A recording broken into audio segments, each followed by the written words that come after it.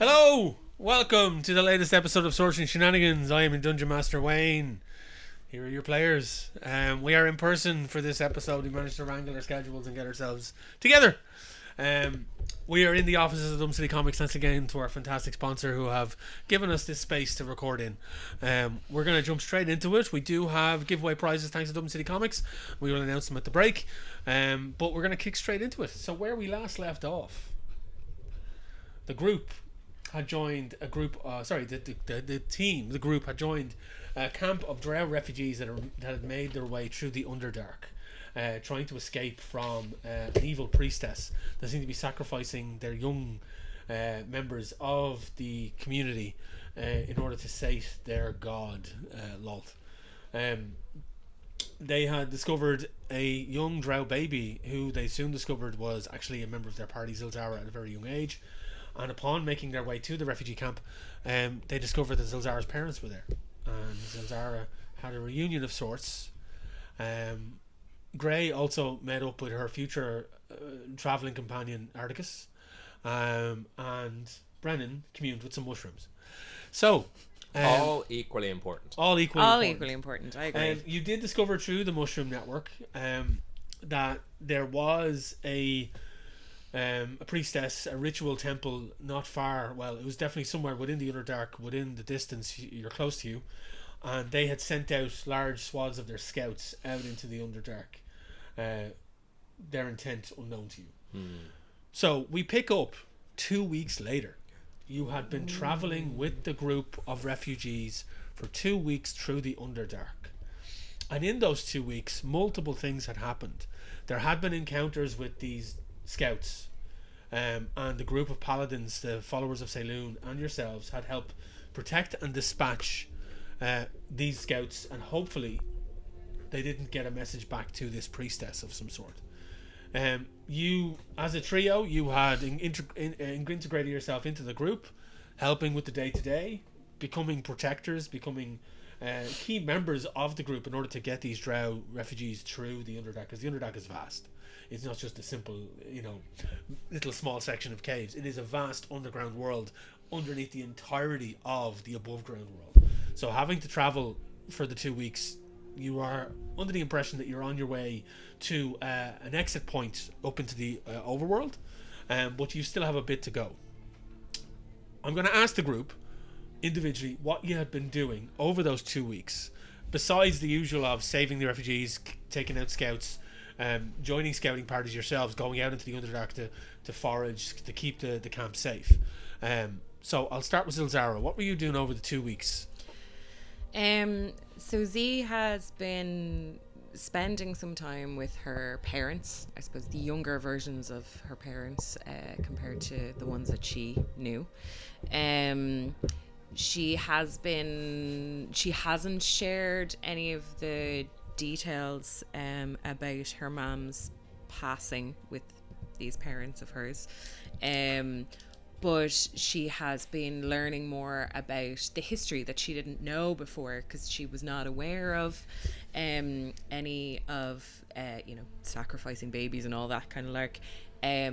Speaking with her mother about her past, getting to know more about her aunt Verconia who saved her. She's also been training with her mother. So after the last session, when she was able to pick up the movement, the dance with blades, so she has been honing her skills with that. And she's been spending time with her dad as well. Her relationship with her dad in her reality is strained. She doesn't know this version of her dad. Like, to her dad is a bit of a wuss. And she's come to realize that obviously, the passing of her mother had a massive impact on her dad. And she, I suppose by the time their relationship, as I said, is strained, but like, he's had a lot of shit happen to him by the time she comes along. and after the passing of the mum, he kind of shuts down a little bit. So having this kind of more open, happier version of her dad around is new to her. She's still a little bit like restrained, because she does find it weird, but it's helping. She's slowly getting used to it. She's kind of enjoyed spending the time in the Underdark as well, because it's, while she has quested there herself, she's never spent this amount of time under, and she kind of feel, even though it's eerie and it's creepy, her being the goth kid that she is, she kind of likes it, and is enjoying kind of being part of a group outside of her companions. Although she'd never admit it, deep down she is kind of fairly content with where they are, despite the fact that they still have to get home and are 150 years away from their reality. She's pretty content.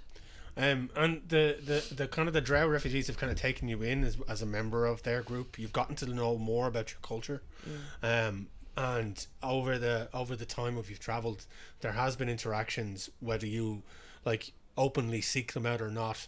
There are a few people that have gotten to know you a bit better. Your parents have given you your space. They feel they don't want to intrude. They don't want to ask questions, although you can get a sense over the 2 weeks that there are moments where you see your father in particular wanting to ask, like, what's coming down the line, what is going to happen. Your mother less so. She kind of is more in tune with the kind of the flow of things, and she understands that line must not be crossed, but she's happy to see you in this moment, and they, like I said, they give you your space. They allow you to keep your distance to a degree, but your training goes well. Over the 2 weeks you've learned a lot, and this new form of combat that you've incorporated into your kind of style of kind of like a dancing blade, it has become more and more like a second nature to you. And you feel like it's kind of strange because you're so reliant on your spellcraft. Yes, you have your blades, but they're always been a kind of a secondary to what your spells are. But you're now feeling a new kinship with this style, and you've actually had a chance to test it out once or twice when dealing with scouts that have come into the camp or gotten close to the camp when you've been out yourself on patrol.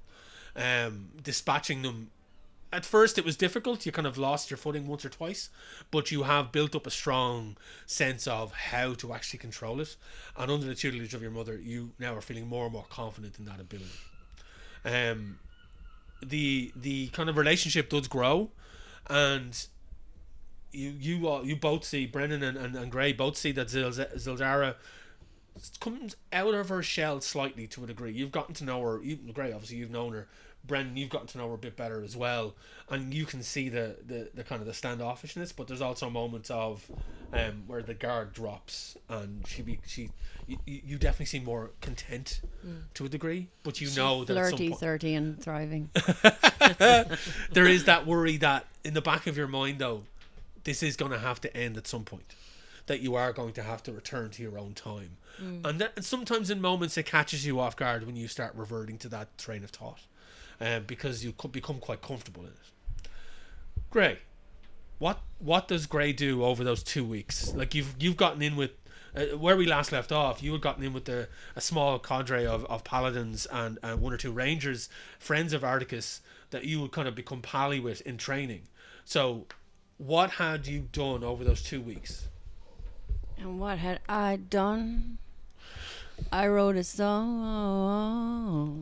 I did. Oh, Gray wrote a song, and he's been playing it, and people mostly haven't told him to shut up because he knows, as a bard who's been many places and now many times, that there's a time and place, but he's been scared, and he's been powerful and inspired, and there's general kind of good vibes coming, because they are a group and because things are going well, and the idea that we're going to get out of here soon. But he did write a song. Okay. Do you want to hear the song? Sure, of course. I wanna hear the song. Okay. Definitely want to hear the song. Okay. There's a lute playing. Okay. The Underdark's full of vampires. There's no light left to drain. Secret empires and lost evil campaign. All the brave and bold fell to claw and mold, while the cruel and cold thrive away. Despite Farrah's rays, we are still in a poisonous maze, etc. Yes. etc. Right. It's a song. So he's been working on a song. Nice. And he has lots. And he skipped some bits. He is just being part of everything without wanting to be in front of anything, because this is not his place. With Articus seems to like him. Yeah. Which means a lot. But he's keen not to force it, because the way they became friends was very specific to that time and that activity. So he doesn't want to rush it. But Articus doesn't think he's too silly. He's around, and he doesn't. He stays nearby when he starts singing. So that's good. Yeah. And that.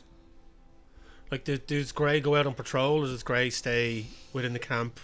It's kind of whatever's needed. If that doesn't sound like wimping out of answering that question, he feels like part of the operation. Sure.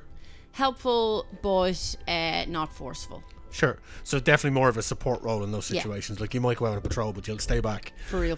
Kind of buffing where need be. Yeah.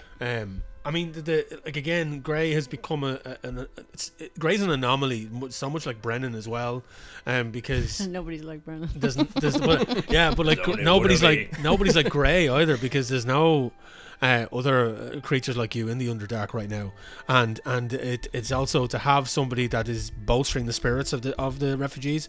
You've become a kind of a symbol of happiness and joy in the camp, and a lot of the younger children as well, in particular, think you're just this, lovely cutie kitty cat individual that they tend to either, at first it was apprehension, they were following you slightly, they'd poke out from behind rocks and you'd catch them, but then they become more comfortable with you being around, and you do find yourself around campfires in the evening, for reals, singing little songs, telling stories, and you become like a very much the bard and also kind of scribe and storyteller, and you are imparted with legends and lore from their world and from their situations. Yeah, which is where I got my vocabulary.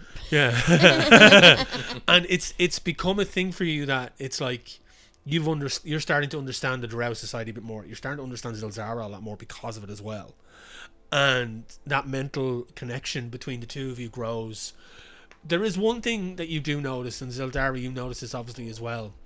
As you study more and more with the blade, and you study more and more the theme of the dancing blade, and you hear more about Elestri and all that type of stuff, you feel energized.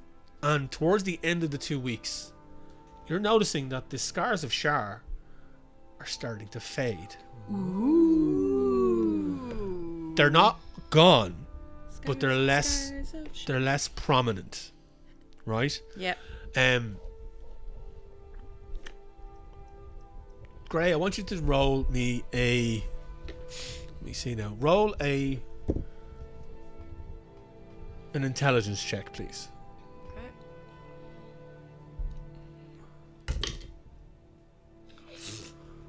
Checks out. 8. 8. What did you roll on the dice? 7. A 7. Okay. The dreams continue for you. You're sleeping less and less, but it is not affecting your energy levels. And there are some nights where you sleep maybe 1 hour, 2 hours, but the dreams continue. You keep seeing that same lake with the same tower and that same bright light at the top. But the people that you visit you in the dreams are different each time. Sometimes it's Articus, sometimes it's Ilzara, sometimes it's Brennan, sometimes it's the children. Can I get a cut scene of Brennan being mysterious in dreams, please? I mean, yeah, I mean, the Brennan in a dream sequence with Brennan, it's kind of like it's strange. It's like the mushrooms form into him. So you're sitting around that lake and you have that forest of large fungi that are kind of framing the situation and providing the light in the area. But as you're sitting there staring out over this lake, it's like they come to life in the shape of Brennan. Like he is forming out of them and he waddles forward towards you. But I say, I'm here to threaten you. how would Brennan? How would a weirdly Dream Brennan. act? Like would he? was a wee childer, says I. Old Mr. Brennan came down the street and gave some omens to you in a dream. R.I.P. Mr. Brennan. Oh, Mr. Brennan. But like it's you know it's not them. Yeah. You know it's some weird, twisted kind of representation of your life around you at the moment. But there's something about that tower and there's something about that light that seems to be pulling you towards it. And you don't know what. When you awake from each of these dreams, your scars are very prominent and very bright. And you don't feel, like I said, you don't feel run down, you don't feel tired even with your lack of sleep. It isn't affecting you in that way. But that imagery haunts you to a degree. Would I go to Zill and ask why my tattoos are becoming more prominent and hers are fading? I think so. So do you just want to have that conversation? Sure. So I'm gonna go over to Zill, who presumably is saying, "I know kung fu." Hey Zill, can I ask you about something? Sure. Do you see my tattoos right now? Mm-hmm. Do you see how obvious they are? Mm-hmm. You see yours? Sort of. Do you remember what they used to look like? Yeah, they were kind of the same, right? Yeah. These are worse every time I wake up from a dream where things are happening. I keep seeing a lake. I can't identify it. It's the same dream every time. There's a lake and a tower in the lake and a light in the tower. And when I wake up, I'm a light like this. Shar is trying to get me, right? I think Shar is still trying to get all of us who've been... Well, she's losing you. Yeah. I wonder would Azira know anything? She's been fighting this cause for the last 100 or so years, and she has devoted her quest to Elestri. Saloon, sorry. Your mother is Elestri. Mother is Elestri, that's it. My mother's Saloon. So. Yeah, I'm gonna take a break from asking Brennan about gods. I think maybe Azira would be the best person to ask. I think maybe if we have, because I definitely have been feeling more powerful and less susceptible to Shar. You're home though, right? I mean, technically you've got a home advantage here. Yes and no. I think the training with my mother has really helped. So I think perhaps if we have a sit down with Azira and Lithrana and see if they can shed any more light on this. Because like I feel a little guilty that mine seem to have dimmed and yours are worse. And are they painful? Do they feel different when you wake up? No, they're just more prominent. Yeah, they're just more prominent. Do you know of a place like what I described? I could draw it. You can give me a history check if you want. L'histoire. I know. The mushroom showed me. By the way, sorry, while Probably doesn't Zill know, is 9. looking things 9. up. Last time, I meant to say mycelium network. Yeah. I said myconium network. That's the name of poop in utero. I think we all kind of probably thought we knew what you meant with that, and we all probably thought the Yeah, same you thing. rolled with it. Yeah, you rolled with it. But I didn't pick it's up on it at all. it's very not that. Yeah. And I wish to apologize to the higher form that is fungi and spores on this planet, because we're only living here because they let us. Best one's And- growing shit though. So Exactly. I was about to say, like, you know. it all comes from the same place, really. Yeah, It all goes back to the same place. Yeah. We're all mushrooms in the end, really. Shrooms. Okay. Sorry, speaking of, so you said you can draw that location. I think, get out your sketch pad and So, Okay. I was gonna ask actually the blade that was Verconia's that had been given to me. I haven't added it to my inventory. I wasn't sure whether that should be a special item or it should be I did find a moon touched did I not? I think I have. I think I forgot to send you the actual sheet. Don't worry of it. about it. Yeah, We'll I have we'll it. figure it out. I have it, but it's off the bat. The moon. What did you look up? Moon touch blade, is it? Moon touch sword. You can have a short sword or a scimitar. Yeah, I was actually homebrewing it. Okay, so cool. I have the details. I'll look them up on the break. Yeah, no worries. But just know that it's a. Just if I'm expected to use it, I don't know what it is. Yeah, so at the base level, I can tell you off the top of my head, it's a +5 to hit. Yeah. It's 1d12 plus 2. Sorry, 1d12 plus 4. And then it does have special attributes. So I'll get the special attributes for you on the break, and then I'll let you know what they are. Ben, are you familiar with the concept of homebrewing? Yes, very much.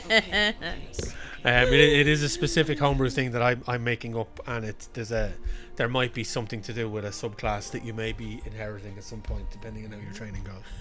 We shall see. But anyway, Multi-class. yes, you have no clue what this tower is. You've never heard or seen anything of it with that role in particular. Yeah. But you can. Look, if you wish to speak to Azira or your mother about these type of things, you can.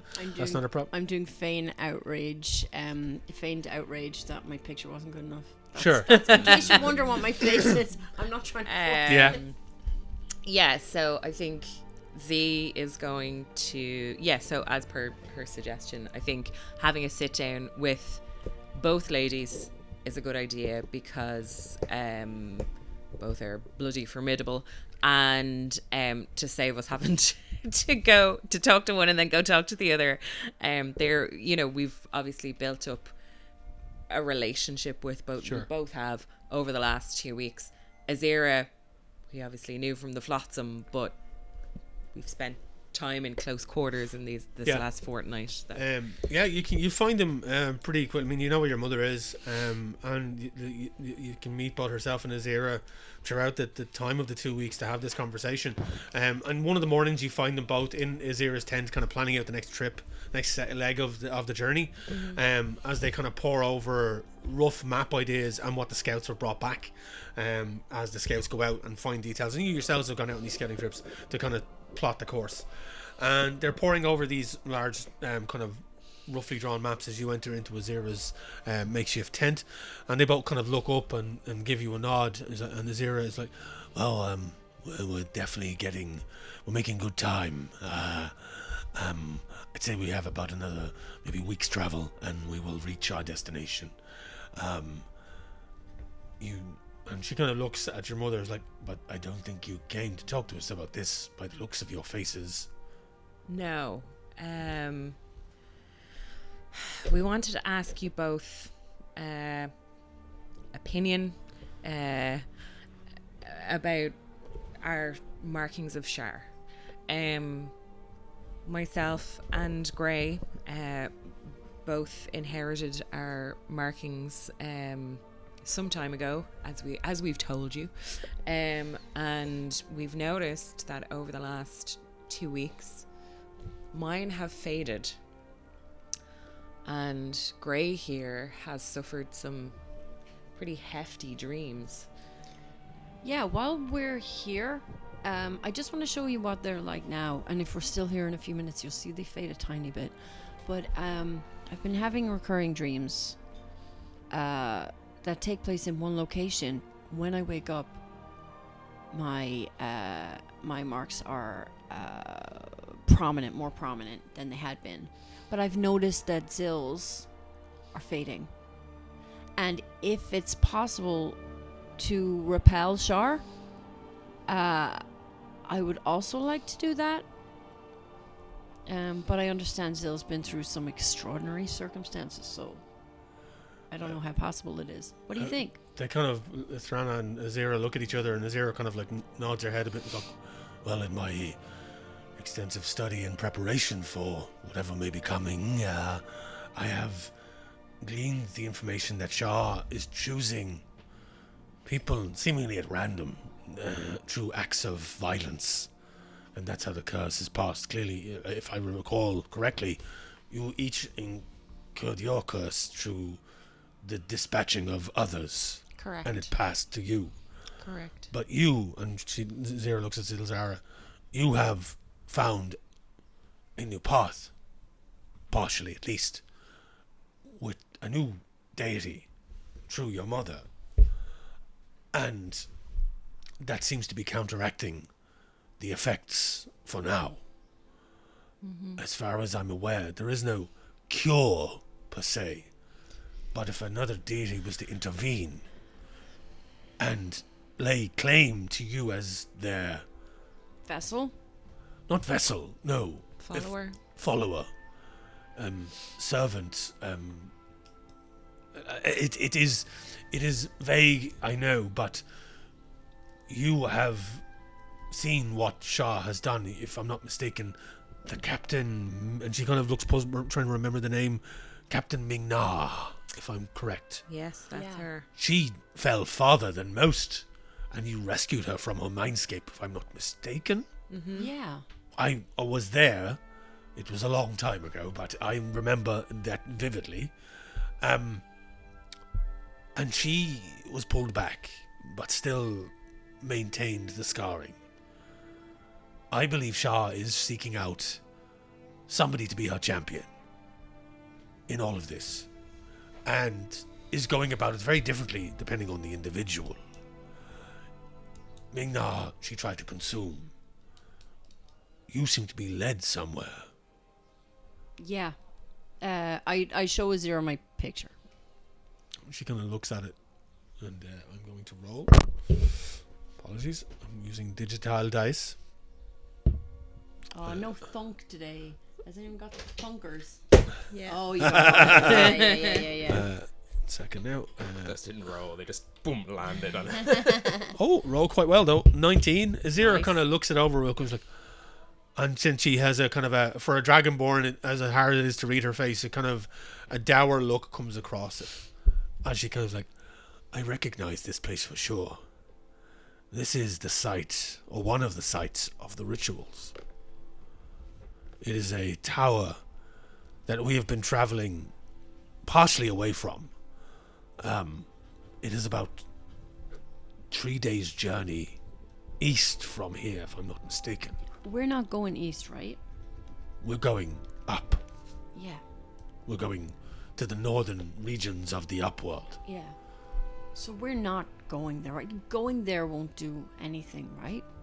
Well, the thing is, and she Seems kind of, like a kind of a dumb thing to do, to go to the site of the rituals.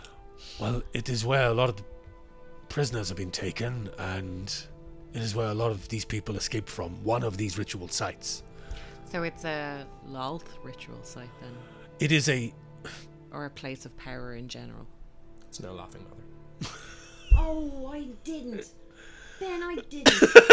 This was a serious moment. I kept it to myself.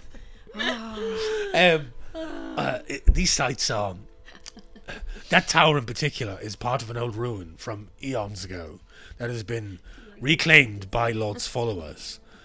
It is one of many. Many of these refugees, and you've heard these stories over the last couple of weeks, that many of these people came together from different encampments, different kind of holding sites where these rituals were being taken place around certain sections of the Underdark. And this one in particular, as Ira describes it, it's this one is one of the larger sites, and it has been known that the priestess, the high priestess, has visited here more often than others. It seems to be a focal point of arcane energies, and many of the young here have been sacrificed at this place. Okay. I have sent scouts near, but not directly to it. But if Shah is leading you there, we must be cautious. We must also remember, it is in her best interest, and Lolth's best interest, and generally our best interest, that Tharizdun does not escape from their prison. And if these rituals are being used to keep him there, it is a double-edged sword. We want to escape them. We don't want to sacrifice anyone. We must find a better way. But Shah's pointing you at this for a reason. It is strange. Well, she can't want me to be sacrificed because, I mean, while I try to be good, I'm not this pure offering that a baby would be. Unless she wants to get me there to make me beholden to her and possibly visit violence on others, in which case, absolutely not. I think knowing that might help. My dreams have been mysterious, and she seems to be trying to get me by making it seem like my friends don't like me, which, I mean, fair, that would work. But now that I know what that place is and how it's related to her, I think I can regain control of my own dreams. I'm going to be interested to see how this goes on now that code is cracked, whether it stays, whether my mind can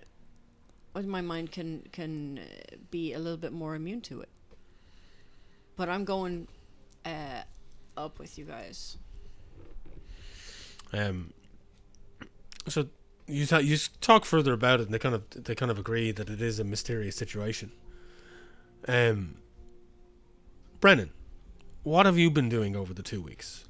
Oh, well, we've sustained serious damage on the southern front to the Oranges, but Blues are making progress on the east and west. It's an all-out skirmish across the battlefield, but I think we're winning ground. Things that are important to this show, though, I suppose I have been continuing following with the group and trying to, as much as possible, commune with the weave to see if we are going in the right direction, if this tower might be the actual nexus point I'm looking for. I was tempted a little bit to make the mushroom Brennan's thing. That he was like, this is why I'm here. For the Blues. But I resisted that temptation. So yeah, he's been keeping friendly with the Blues. I'm almost certain it was the Blues he was friendly with. The Blues, the Blues mushrooms. They're the larger and more dominant kind of network of poop. I've been doing that very satisfying thing. You know when you see like a mushroom on the ground and it has a thick little cap on it and you give it a little... anytime I come across an orange, I'm just punting it into... Oh, very good. Yeah. Through this, you're finding that when you are moving through the Underdark, your way has been lit significantly by the Blues. And they are actually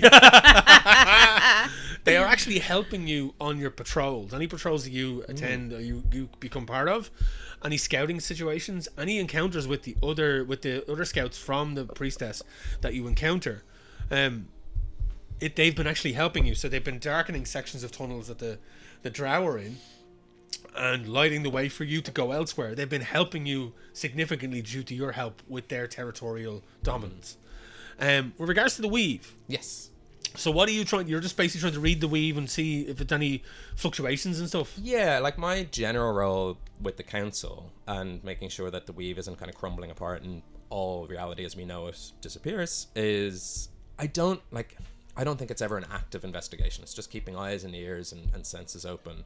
But every once in a while, I suppose I'll do my daily cosmic omen. That's always good. Yeah. Which is a 16, so a good day. Yeah. Which means I can add a d6 to rolls. Always good. I I'm just trying to sense if I'm in the right place at the right time. I get the feeling that so far I have been. But if there's anything specific I should be looking out for, specifically this tower being a pretty crucial site, I might be team go tower or team escape, depending on what I know from the weave. So, roll me. I'm going to do a couple of checks here. So roll me a couple of maybe two. The first one, do an Arcana check. Cool. Ooh, 5. 5. You initially tried to reach out to the weave, and it's something. It's like there's a block there, but it kind of in part with that. Actually, in part of that, on the first couple of days, you're not getting anything back. There's no guidance there. You're not being told you're on the right track. You're on the wrong track. But you feel like, as the network of blues tells you, as the mushrooms tell you, and have told you in the past, they're giving you heads up on situations. And there is one of the days where they tell you that arcane energies within that vicinity of the tower are growing stronger. There seems to be a push. That is in the first couple of days. Give me another Arcana check there, please. And with that information, roll with advantage. A little bit better. 19. So you focus using the network as a kind of a focus, as a base of your energies. You stretch out, and through their energies, you sense the weave. This is starting into the end of the first week, and you're meditating heavily, and you can see the intertwinings of the universe melding around you, the power of the Underdark. I love it's mushrooms that are giving me this vision. Yes, and it is very much a case of it kind of it's like it's like a Fritz Lang kind of a situation. Not Fritz Lang, Fritz the cat. What's the animator's name? Not Crumb. There's a particularly like 70 psychedelic animation where the world of the Underdark melds together and swirls. You kind of see it like the 1, 2, 3, 4, 5, 6, 7, 8, 9, 10, 11, 12 Sesame Street section, where it's just like you are the pinball zipping around this world, and the weave starts to guide you. And then you notice something as you're being pointed, that there are certain arcane signatures specifically around that tower that seem that they don't belong there. They are bright points, and they're dim, but they are present. There is also something else you see around that tower. Parts of the weave are cracked and broken, and it's like a large crystal that's been fractured, and it's starting to crack outwards from the top of the tower where there's this central light, and it's like cracks of ice that are just slowly spreading out across the weave. Large black tendrils, swirls. Give me another Arcana check. 6. We cut to a cutscene. I'm just dancing with the ladies and the guys on those spinning platforms. You're trying to identify the magic, but there's a dark swirl of arcane energy starting to ooze out, and you can't identify what type of magic it is, but it is not good. The bright dots that you see seem to be dotted around the base of the tower. There's one in particular that's growing quite bright. Roll me a perception check, please. A little better at that. 15. You recognize this signature. Okay. And it is in a place that you did not expect to see it. This is the arcane signature of the head of the council. Okay. But it is different, less honed, less controlled, younger. Interesting. And it sits at the base of the tower. And the weave seems to be trying to reach out towards this. And you get a sense, particularly with that high of a roll of perception, that you are starting to understand why you're here. There is a member of the council that is a prisoner waiting to be sacrificed by these followers. Got it. And if you're, and as I've said, this signature is the same as the head of the council, Yeah. and they are in peril. Well. Okay, fussy britches, what you got? Oopsie daisy. So, at any point over the 2 weeks, like this information comes to you over time, and you start using the network more to kind of starting to get an idea of that space. They showed you that area before, Yeah. so they can show it to you again. Is there anything you want to do at this moment? Yes, there's one question I have, and I don't know if it will make a difference one way or the other. This tower, if 200 years had passed, would it be crumbling in space? Or is it a different... Does it look at all familiar as the place that we got sucked through, but, like, time has affected it? Oh, okay. Roll me... I know I'm not going to get you to roll, actually. There doesn't seem to be... Architecturally, it doesn't seem to be the same place that you got sucked through. Cool. But I will say, give me another Arcana check with advantage. Both the same. Both shite. What were they? 5s. 5s. Yeah. What, add anything to it? I just add 1 to Oh, Arcana. okay. I'm a druid, not a Yeah. Well, no. If you're a druid, then okay. Sorry, I don't know why. It's my big wizard's hat. And my yeah, wizard's it's the robes. wizard's thing. Yeah, It's the yeah. look. I So don't what dress would be the your part. what would be your what would be your Arcana kind of casting? What would be your spell casting modifier? What's your anything whizzy, which Like might what- be insight or I'm a kind of a vibe. well, what's guy. your what do you use to cast your spells? Is it charisma? Wisdom? I think. Yeah. Wisdom. Yeah. Give me a wisdom check with advantage. Apologies, sorry. No. It makes sense to go. That's better. An unnatural 20. Oh, okay. The thing is that you remember the energy that was used in the temple to send it, Temple of Duality, the perverse kind of melding of both Saloon's magics and Shar's magics, to break through the portal of time. There's something about the magics of the tower that seems to be similar to that. As in, there is temporal magics here. Oh. And they are pushing through the weave to a degree. But the weave is fractured and there's something else seeping through. With that high of a roll, I will say that upon constant connection over the 2 weeks, you realise that the magic that is pushing through is chaos magic. The worst kind of magic. Like Thara's Dunes, and like Yeah. energy is pulsing through this gap. And you're kind of confused because you were under the impression that these rituals were made to contain it. But this actually looks like the weave has been broken. Yeah.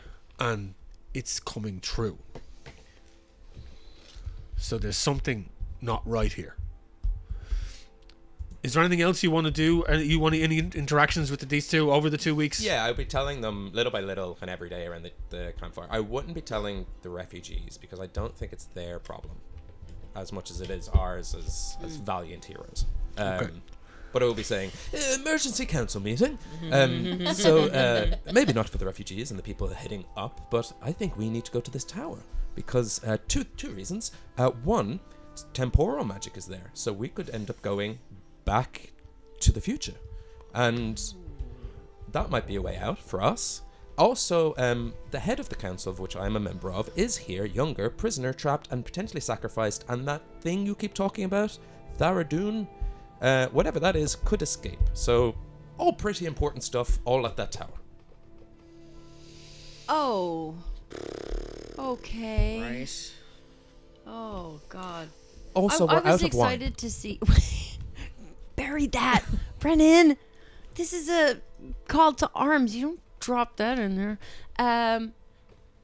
Hey, maybe Zill doesn't care about that stuff so much anymore. I don't know. She's on her physical arc. I've been actually quite excited to see what's gonna happen next time somebody starts something with you, Zill. But this is a lot. I mean, we'd need backup, and I don't want to take anybody from... Well, we don't necessarily need backup. You need an army, is it? Again, and I gesture as the caverns light up. And you watch, like, it's literally his arm, as his arm moves, like, boom, boom, boom, boom, boom, boom, boom, boom, boom. Whoa. And there's like this musical hum of like effervescent light as the fungus just comes to life. That was your And Aragorn it just moment there. moves, and you just see it's like surrounds itself around Brennan, and he's at its center, as the mycelial network comes to life. I love that. Thursday is gonna be quite the event. And I would like a squad, but I'm not gonna take these people back there. Did you ask Azira and Thrannen to come to this, or is just the three is? Well, if I've picked up over the 2 weeks that they're in the Circle of Trust, then yeah, I would have them there as well. Okay. Because one of them is from our time, just and maybe doesn't want to come back. I get it, but Yeah. There is one thing as well that comes up over the 2 weeks while you're having these meetings throughout the 2 weeks thing, that Azira asks the questions like, what happened to the squat little wizard that you had with you when you travelled? Yeah, he was holding on, right? Von Breck went through the portal. He did, We but don't he know. must have ended up somewhere else. Question mark. last, right? Or Huh? first? Did Von Breck? He went through roughly around the same time as Gray did. Yeah. Complications. Could I?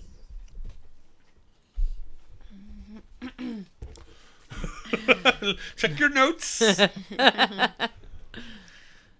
I changed my spells again. Why do I do this? Look, you over the 2 weeks you can be playing with your spells. You know what I mean? You can dick around with it, like. He says playing around. Okay.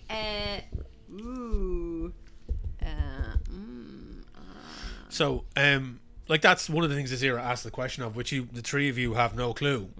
You haven't seen hide nor hair of Von Breck since being here. There's been no mention of him. Nobody's brought him up. There's been no talk of him being anywhere. But Azira kind of chose like, if you require assistance to visit this tower, if you really feel you must go, I will of course accompany you. I must see this to the end. And I can bring one of my lieutenants with me. There are plenty here, and like you have gotten to meet like other lieutenants and captains in the group, and they are perfectly capable. And it's like I can leave one of them in charge to make sure the final leg of this journey is undertaken, and I will meet them after, once you are safely wherever you need to go, and whoever you need to rescue. What's his name? Her name? Their name? Who? The head of the council. Dave. Jim. Sorry, it just occurred to me that I would know that. I presume, unless I've never met them. It's was it Ray Fenn Brightfeather? Ray Fenn Brightfeather. She is a half elf sorceress. And for the record, it was Brennan who assumed the gender, not Ben. Just there a second ago when I was like, what's his name? Clearly. Yeah. The doctor is his mother.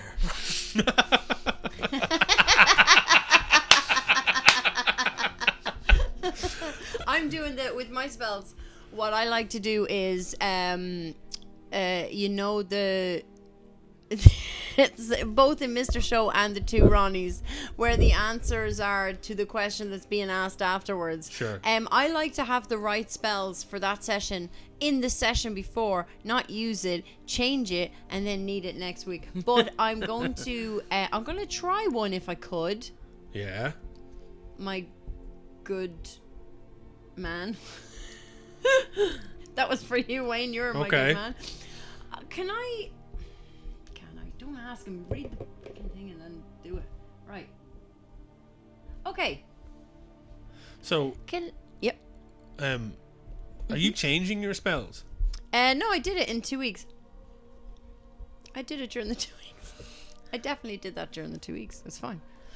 I've been busy. Okay, grand so. Yeah, lovely. Okay, Been rearranging. you can swap it. Like if you can. Yeah. Okay. Been Yeah. rummaging in my sack. Go on. Yeah. Been reading my books and singing my songs. Don't make me sing another one. All right. Can I cast Locate Creature at 4th level? You can. Gonna You're do obviously looking for. Von Breck. Von Breck. And when it says And if he's around within 1,000 feet of, I'll see where he is and which direction he's going if he's moving. Okay. I'll also know if he's not moving. It won't be as helpful. Describe or name a creature that is familiar to you. You sense the direction to the creature's location. As long as that creature is within 1,000 feet of you, if the creature is moving, you know the direction of movement. The spell can locate a specific creature known to you or the nearest creature of specific kinds, such as human or unicorn, blah, blah, blah. You cast the spell, you concentrate. You can concentration for up to 1 hour. You don't sense Von Breck within 1,000 feet. Okay. That was quick. Doesn't mean he's not here. gonna He's tell just the fam, further yeah. than 1,000 feet away. Yeah. Okay, so... Wait, I realised the foot's really short. Never mind. yeah, I mean, you have it up for an hour. If you're moving... My Yeah. brain automatically translated that to 1,000 meters, and I had to be like, nope, that's not what it is. Way shorter. It is way shorter than that. So, you've kind of...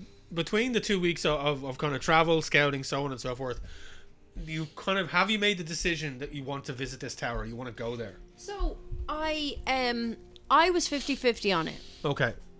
Talking to Zill made me 0 on it. Talking to Brennan made me 80% on it. Okay.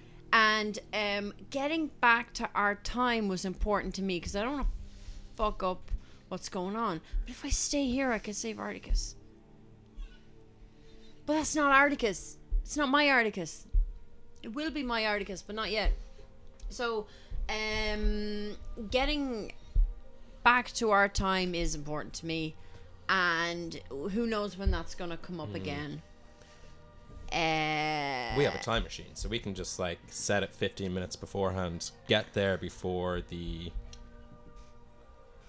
Armenians who are trying to kill Doc, I think. Libyans. You say you build a time machine out of a tower? Yeah. So so I'm 80% on it. I didn't want to coming up against a god of gods is a bit daunting, even if you are now a fucking kick-assly sorting around the place. I thought we would need help, but I didn't want to enroll these people. But would be delighted to see what the mycelium squad could do. That would be so funny and maybe good, and also nature is good. So I'm torn towards going. Okay. So But I can't be talked out of it because I'm great. So what did what did the group want to do at this point? You're coming close to the end of these 2 weeks. You're starting to make decisions about what to do next. You're about a week's journey away from the exit point of where the refugees need to be, and you are making good time. There is a moment towards the end of the second week where Articus goes on patrol with a group. Do you want to go with him? Do anyone in the group want to go with him? On patrol where? Around. Out. They're going on patrol to keep the scout the kind of the immediate vicinity. To deal with invaders. Just to make sure there are any more scouts that can be dealt with, because you've noticed they're becoming more daring. They over the last couple of days there've been more encounters with them, and they've been dispatched, but they're getting more and more difficult to dispatch. There's more and more of them. So Articus is on the rotation. Him and 2 others are being sent out. So who wants to go? Me. Anyone else? How long is it? Sorry. Is it for a day? Is it for 2 days? Is it for 3 hours? Generally, scouting sessions take a couple of hours. Okay, grand. Yes, me. Scouting the vicinity, the immediate area, to make sure you're not being followed. Yeah. To cover your tracks. I'll go and keep an eye on him. Okay. And try out some of my new badassery skills. Okay. Brennan? I'll go. I was hesitant because I was, you leave something behind. It's like, which way are you attacking us here? You sending us this way and then going to attack the camp? Who knows? Yeah. But I realized that I have eyes/ears/spores everywhere. Yeah. So I'll just kind of let the, SOS Morse on a mushroom if there's something happening that we need to dash back to. This is a distraction. Excellent. So you work at a code with the blues that there's a certain flash of light and color that will emanate along the lines of travel to make you aware that you need to go back or go forward or whatever. So you have a code worked out with them. The group set out. You're generally covering the rear. and adjacent to the rear to make sure that they're not trying to flank you in any way, shape, or form. Articus, 2 other, one ranger and another paladin travel with him, and the 3 of you. And you head out, the blues lighting the way, giving you good guidance. At this point, I'm going to get the group to roll survival. So, everyone gets to roll with advantage because of the mushroom network. So, who wants to do the first roll? There's going to be a series of rolls here, so who wants to roll first? Sorry, I just I'll rolled. do it. Okay. Still did. As Druid. Oh, you already did? Yeah, sorry. What did you get? So roll with advantage? Yes. Okay, I'll add hang on, Foley. I got a second one. 12. 12. You're out on the path about an hour, and you come across through the kind of guidance as well with the mushrooms, as their kind of network spreads out, and you're made aware that there are some scouts in the vicinity nearby, probably about another 20 minutes to the east, coming from the direction of the tower. They're moving, and like you see tracks of old scouts, but they're kind of double back on themselves, and they've gone back in that general direction. So it's like they traveled certain forward and went back for reinforcements. They are definitely on your trail. So as you move through, you kind of like these networks, and the Underdark is a beautiful but dangerous place, and you're coming up on a kind of an outcropping of rock as you come out of a tunnel system out onto kind of a ledge-based section that is looking over into a deep chasm that seems to go down forever. But you can see the lines of mushrooms lighting the way, and large crystalline formations. There is mist and smoke forming and billowing and pouring into the cavern. And it's kind of, you hold your ears and you're kind of listening. With a 12, you can't really make out any movement. There's wildlife, and there is life teeming. The Underdark is teeming with life, fungal and actual creatures. And with a roll of a 12, you can't really necessarily make out any life down below. It just seems to be a swirling of light and mist and kind of general skittering here and there. You travel cautiously for another 20 minutes. And the marching order of this, Articus is at the front, the 3 of you are in the middle, and the 2 scouts are holding up the rear. 2 other, Paladin and the Ranger are holding up the rear. And you kind of come to a section where it's kind of the rocky ledge kind of curved down into this precipice downwards, and you're now kind of engulfed in these large crystalline forms that are poking up out of the ground, but they're massive in structure. They kind of cross. Think Fortress of Solitude situation. That's exactly where my Crossing brain went. over, right? But they're all like blues and purples and greens, and it's like a kind of a rainbow of light and colour. Happy Pride, is kind of streaming through this area as you're moving through it.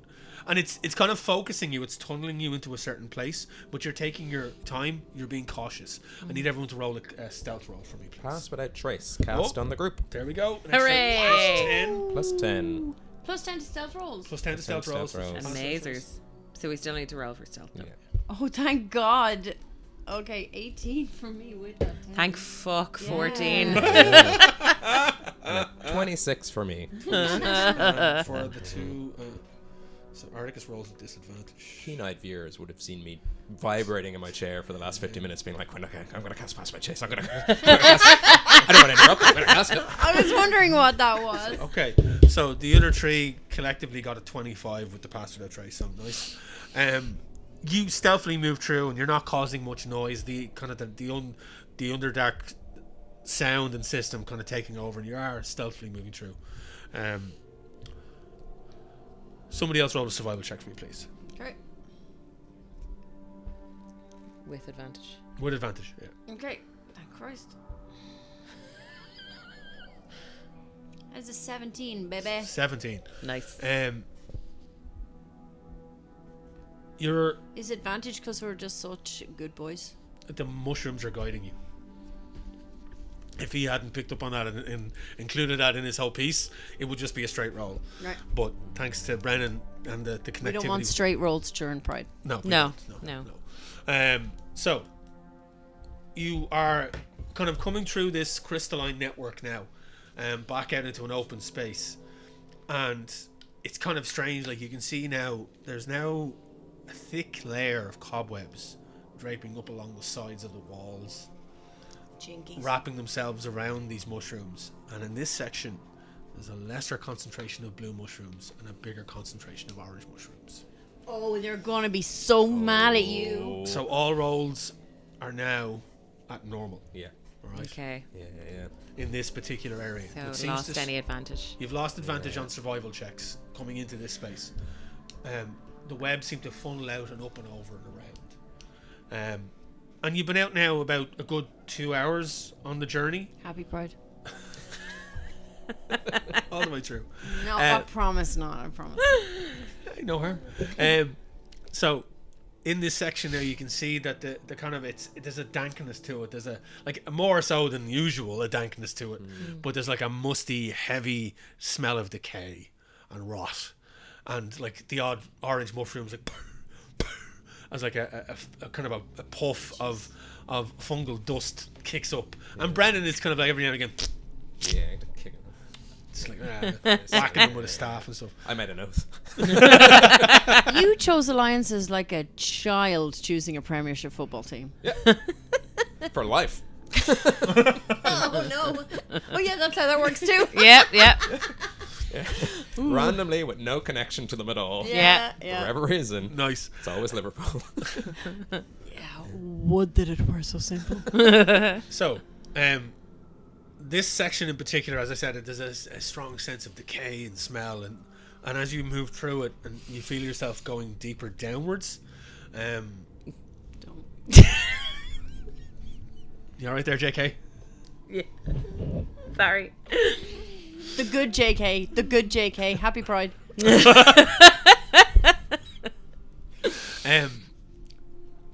Everyone roll me a perception check, please. Not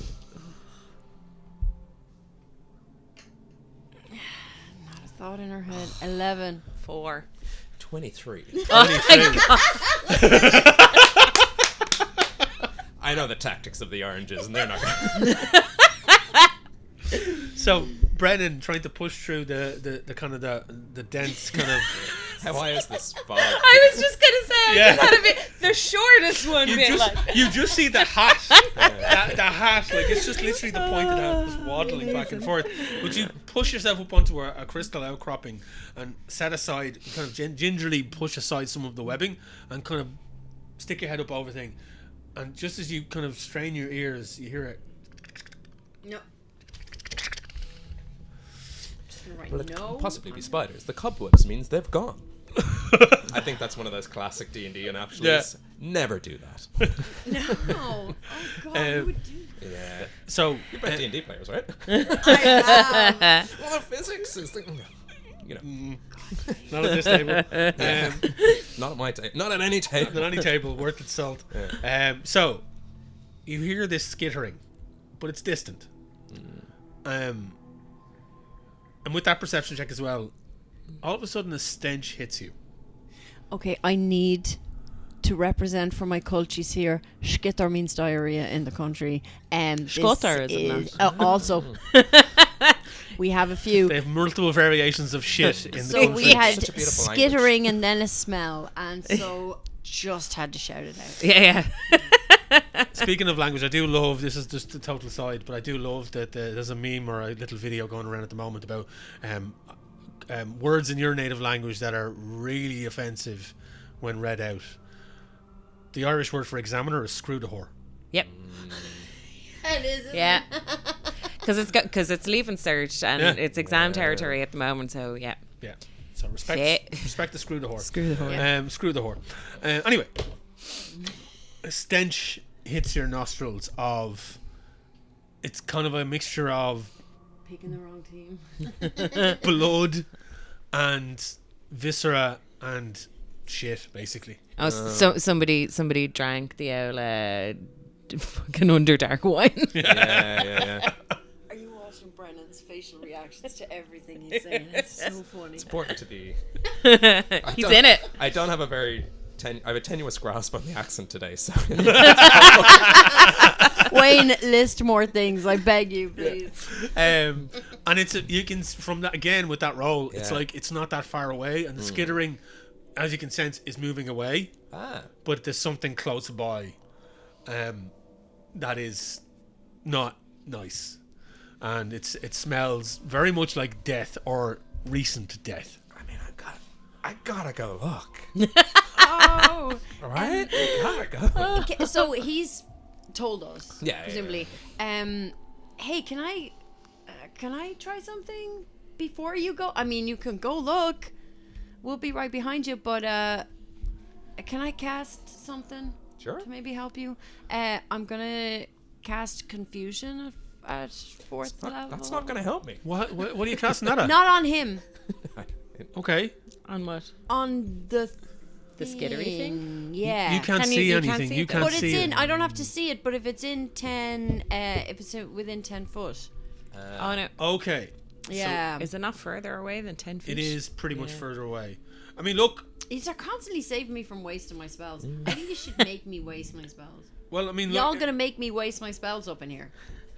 So it twists the creature's mind, spawning delusions and provoking uncontrolled actions. Each creature within 10-foot radius sphere, centered on a point you choose in range, must succeed the wisdom saving throw when you cast the spell. I mean, you can cast it 100%. I'll make the roll, but you don't know how far away It would be the sitting range there, is yeah. actually 90 feet. You can cast it at a range of 90 feet, and then anyone in a 10-foot radius of that sphere. Right. Yeah. So yeah, if Brendan wants to direct you of in the direction of the sound that he heard, he can, of course. But then when you get within 90 feet of that, where you think it is, you can cast it. Okay. And we'll see what happens. I'm gonna. If you want to do that. Before he does his little, newt over there. Brennan, because my hearing is good, but my roll was bad. So, can you tell me if you think this thing is within like 90 feet of me? I know what a foot is. Yeah. Sniff the air. Like, smells don't travel that far. It must be close enough. Sorry, that's... yes, it's very close. Potentially... stinky this way. We could get closer. We could just, guarantee we're in a bubble of safety. Okay. All right. So- Let's go. But instead of doing that, I'm gonna just sing a little song. Oh, okay. Yeah, I'm gonna say really quiet. It's a beautiful little ditty called "Don't Be Suspicious." Here we go. Don't be suspicious. No, don't be suspicious. Don't be suspicious. Don't be suspicious. Don't be suspicious. Oh, shit. Except it's really quiet, obviously, really low key. So are all three of you, and all six of you, getting in on this? Is not Ilzara going getting in on this? No, she could. She's just looking at him. She could never. So I'm going to have that then vibes. I'm gonna have the vibes radiating, if you know what I mean. Okay.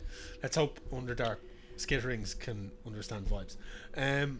So, you are moving through this section, following your nose for about 10 feet or so. Not that far, 10, 15 feet. And then it's just a squelch underfoot or under flipper.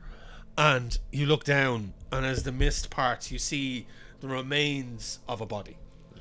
Torn asunder. Armor rent. It's kind of like there's bit like it's recognizable as a humanoid. It looks drow in nature, but it's very fresh kill.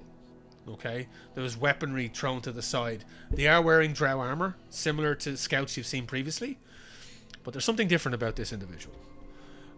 Are you investigating? What are you doing at this point? I am going to cast the cantrip Gust. Just Okay. to kind of clear the smell and clear my mind. Okay. And then investigate. Yeah. So, and the mist clears, and then you see the orange fungus, kind of the smaller ones, do that floppy noise that the fungus tends to do, and it's like but it blows off in a different direction, and the mist swirls, and in the distance again, much further away, Still heading away. It's heading away from you, and this clears, and you look down, and there's something strange about the features of this creature. They are beginning to reshape in death. Where the drow features are there, they're starting to elongate and twist and become more gaunt, and the eyes that are partially rolled back in the head, they look more like, rather than the usual red eyes of a drow, they look like goat's eyes. They've got this weird kind of black cloudy symbol, and then there's like a, not so much an infinity symbol, but it's a weird kind of symbol that's in the eyes. Give me an Arcana check, please, or a history, whatever works best for you. Oh, I don't Bear know. in mind that there's bardic inspiration for Brennan whenever. Okay, yeah. You Well, can it's use that whenever. 17. 17, and if anyone else wants to do an investigation or look at doing this, I mean Arcana or investigation, whatever you want to do at this point as well, looking at this body. But with a 17, you remember back to your history and your teachings within the Weave and part of the academy that followers of Tharizdun generally will have, and you remember this from the individual. 16 Arcana, lovely. You remember this from the individual that you who turned them into a mouse back in the Temple of Duality. It was Von Breck. Von Breck. And then you threw them, but before they turned into a mouse, you definitely, who polymorphed them? Was it Von Breck? It was me. It was It was you, wasn't it? Yeah. Sorry. Before they were thrown, before they got changed, you remember this individual had crazy eyes, and they were crazed and mental, and they were like just insane, and seemingly insane. Polymorphed into a mouse and hoofed through the time portal. This isn't that same individual, but that look is exactly the same. Okay. But they are changing from what looked like a drow scout into this twisted, malformed individual with these crazy eyes. Hello, Zil, could you just stab? My tone implies it's fun, but it's urgent.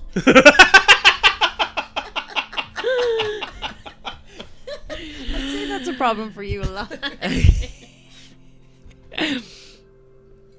Absolutely. Is it you specifically need me to stab, or? Closest person with stabby instruments? Yeah, I can do that. So you just, where are you getting it? Just stab the head? Like anywhere. Yeah. Just the head, yeah, go for the head. Okay, I'm gonna use my Whopper new blade. Yeah, I'm not even going to get you to roll for it. You just completely decimate the head, chopping it into pieces, and the body is just like flopping back and forth. But as you're killing it, you're noticing the guts are like, they're twitching, and there is a bit of life that was left in it, and then they drop. They weren't, like, seemingly from that there was still a bit of life left in that creature, even though it had been completely torn apart. Like, it was just the top part of a torso, and there's a smear of blood and shit that from the guts that trail off down deeper into the dark. Well, that was unpleasant. I'm kind of hoping that whatever that madness isn't contagious through edibles, because our little skittering friends might go a little bit lula. Right. Okay. So haste, I suppose. Yeah. Ardicus kind of steps over and he's like, I really think maybe we should report back with this. I don't think we should travel much further. The group are going to be moving further ahead. But this is something serious. Question for the DM: are we going east now? You were going in an easterly direction, kind of scouting back behind where you were coming from. Right. The kind of the refugees are kind of going in a north westerly direction. You're wondering how near we are to the tower, are you? I think, well, if we're heading that direction, I think it's not a bad idea to let somebody go back, but we're not going back. Artist kind of looks at you and looks between the three of you. Right. Okay. Do you want... why? I think there's something else we need to check out. Okay. Well, and he kind of looks right at you. Well, if you're staying, I'm staying. Oh, that's gonna break my heart. And he turns to the other ranger. He turns to the ranger and the other paladin. If they're doing what I think they're doing, they're going to check out this tower. Go get Azira, tell her to find us and meet us closer to it, because she'll want to go as well. And he sends them off, and they kind of nod, salute, and they're gone. There you go. So, what are you doing at this point?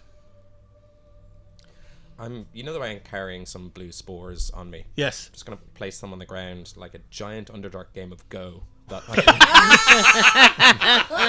Just to help them, and like, you know, just leaving little. I don't know if that's how mushrooms work, but essentially like a little clipping. Yeah, if and you put them down in the skidder, you'll be fine. yeah, they thrive in the skidder. Yeah. That is true. Yeah. So yeah, you Skidder's plant such a your mushrooms. Yes, That's there. I'll keep a few, and I'm just kind of. Yeah. I'm sporing, I suppose. Nice. Yeah. No, you start to kind of plant a few here and there, and you see these little dots of blue in the orange, and, you know, and it has that kind of like typical Michael Bay color scheme going on with the orange and the blue. So Oh, is that his fault? all the posters from the early 2000s. It's his fault. Yeah. Okay. Yes. So Portal. the ranger and the other paladin head off. Yourself, you three, and Articus set out, aiming eastward towards the tower, following your senses, following the network, giving you guidance. You don't know what lays ahead. You know that the refugees are on their way out. You know your parents are on their way out. Mm-hmm. Would you have said anything to them before you left? Yeah, Do you I want to think. go back? Huh? Blah, blah, blah, blah, blah. I think she would have. Yes, he would have met them before we set off, just to say, look, in case we don't see each other. Best of luck. There's an emotional moment, like, Yeah. you know, your father in particular, and there is a kind of a warrior goodbye from your mother, but it is one of love as well. And there's a small family moment, your younger self cooing and gooing and, you know, being the baby drow, and it's a weird moment for you, saying goodbye to yourself, but your parents give you a goodbye and they tell you that they'll be okay, and your mother swears that she'll get them out. She tells you to continue with your training. She's like, I expect you to keep it up and become one with that blade. You will. It is clearly something you're good at. One of the many things you're good at. And we will see each other again. And obviously then we go back to, you're thinking about this as you're moving through the tunnels. It's an aside in your own mind as you remember this. This game is so fantastic. You can really do anything. You can have parents being proud of their kids. It's wild. That's not a thing, is it? That's not a real thing. I don't know. That's in the game. Yeah. Okay. Very good.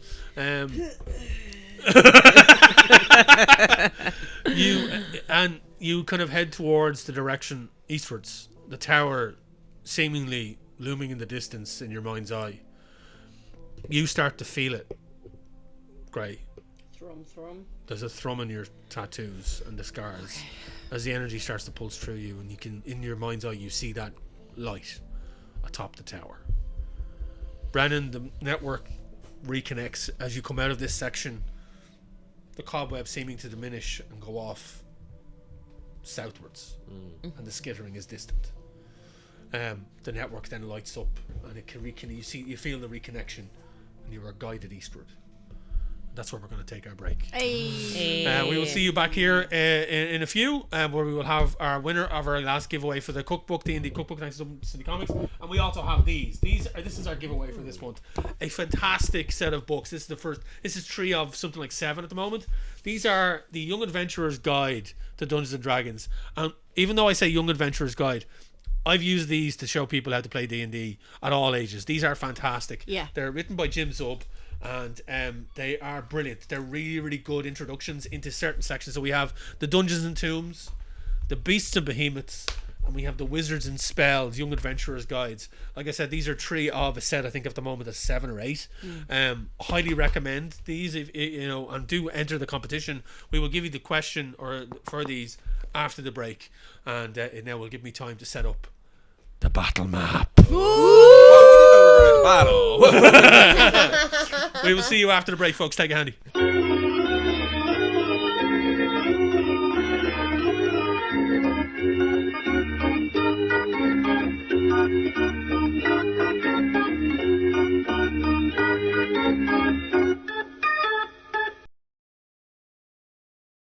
Hello, welcome back.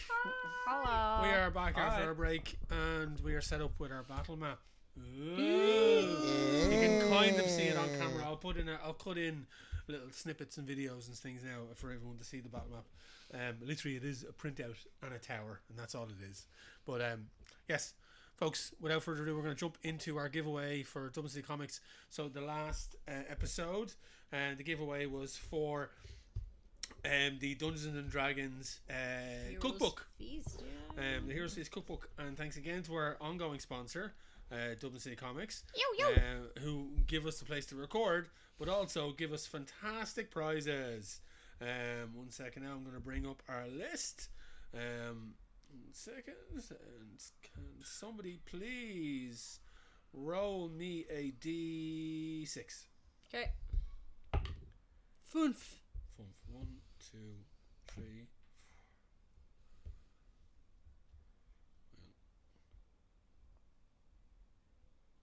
Vixen Ninetails. Oh. Vixen Ninetails. Congratulations. We'll reach out to you through YouTube because I don't know if we know you on any of your socials. So fair play. I just want to say I did not rig it for the Pokemon community. So Vixen Or the furry Ninetails. community. The Heroes Feast is going to wing its way to you. I'll contact you soon and get your postal details out to you from you and send that out to you in the post as soon as possible. Now, the books are actually partially holding down our battle map, so this is one of them. So this is the giveaway for the Dungeons and Dragons kind of young adventurers guys. There's 3 books in total. We have Dungeons and Tombs. I think it's Wizardry and Spells. Wizards and spells. Wizards yeah. and Spells, and then Beasts and Behemoths. I said earlier on the game, I said the author's name. Who is the author of these books? That's the question. Who is the author of these books? It's easily findable online. It's a well-known gentleman who has written a ton of comic books within the Dungeons and Dragons world and supplements and all sorts of stuff, and these are his babies and they are fantastic and I highly recommend people checking them out. But we have 3 of these to give away as one collective prize. So the question is, who is the author of these books? Put the answer below in the comment section and share this episode on social media, tagging Irish Pubcast. And thanks again to Dublin City Comics for these fantastic giveaway prizes. So without further ado, we're going to jump straight into this. So the group have made their way eastwards, following the mycenial.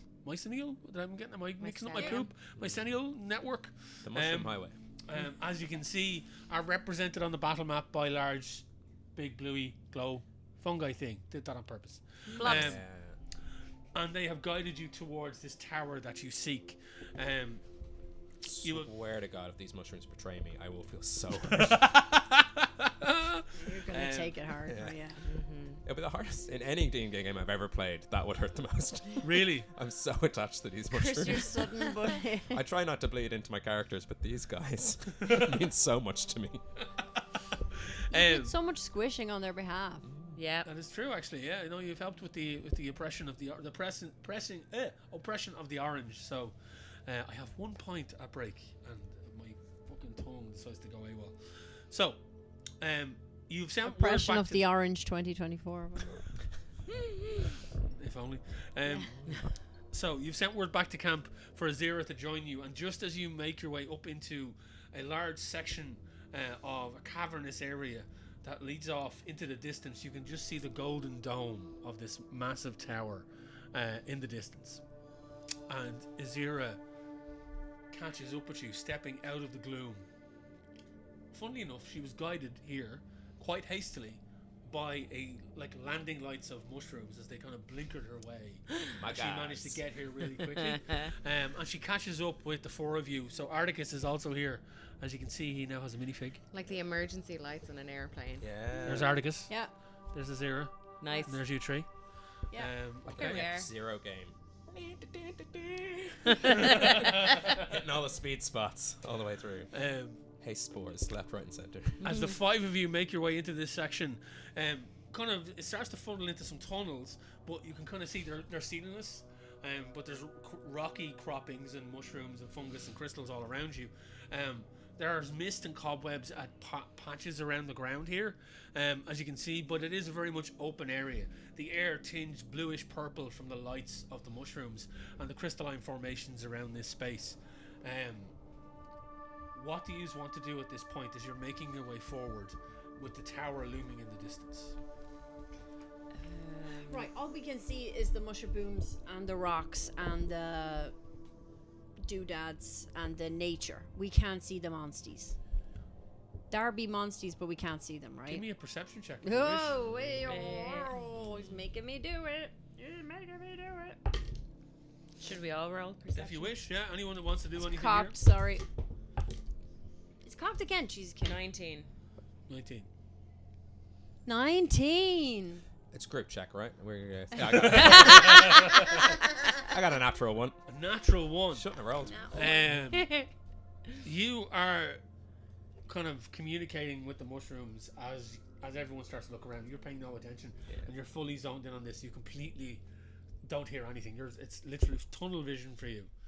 You two, as you reach out and you kind of very gingerly start to check the area and check the kind of you see the cobwebs that lace this space with those rolls. Yeah. You can see that some of the cobwebs in this space are newer, some of them are older. Okay. Bless you. Bless you. There are tracks and kind of hints of movement through this space, some new, some old, but you don't see anything in the current vicinity. Yeah. As you're moving through here, you see it's an open area, the mushrooms illuminating the space, kind of guiding the way. But there's nothing in the general vicinity where you are as you enter into this open ceiling tunnel network. Better go somewhere where there is. Yeah. So you're here. We're gonna move you through this space here on the map. So it's kind of leading you off in this direction. So what's the marching order here? Who's going forward first? I don't mind going first, considering I have Whopper Dark Vision. She's Whopper Dark Vision. We're also highly motivated. So, Flying V?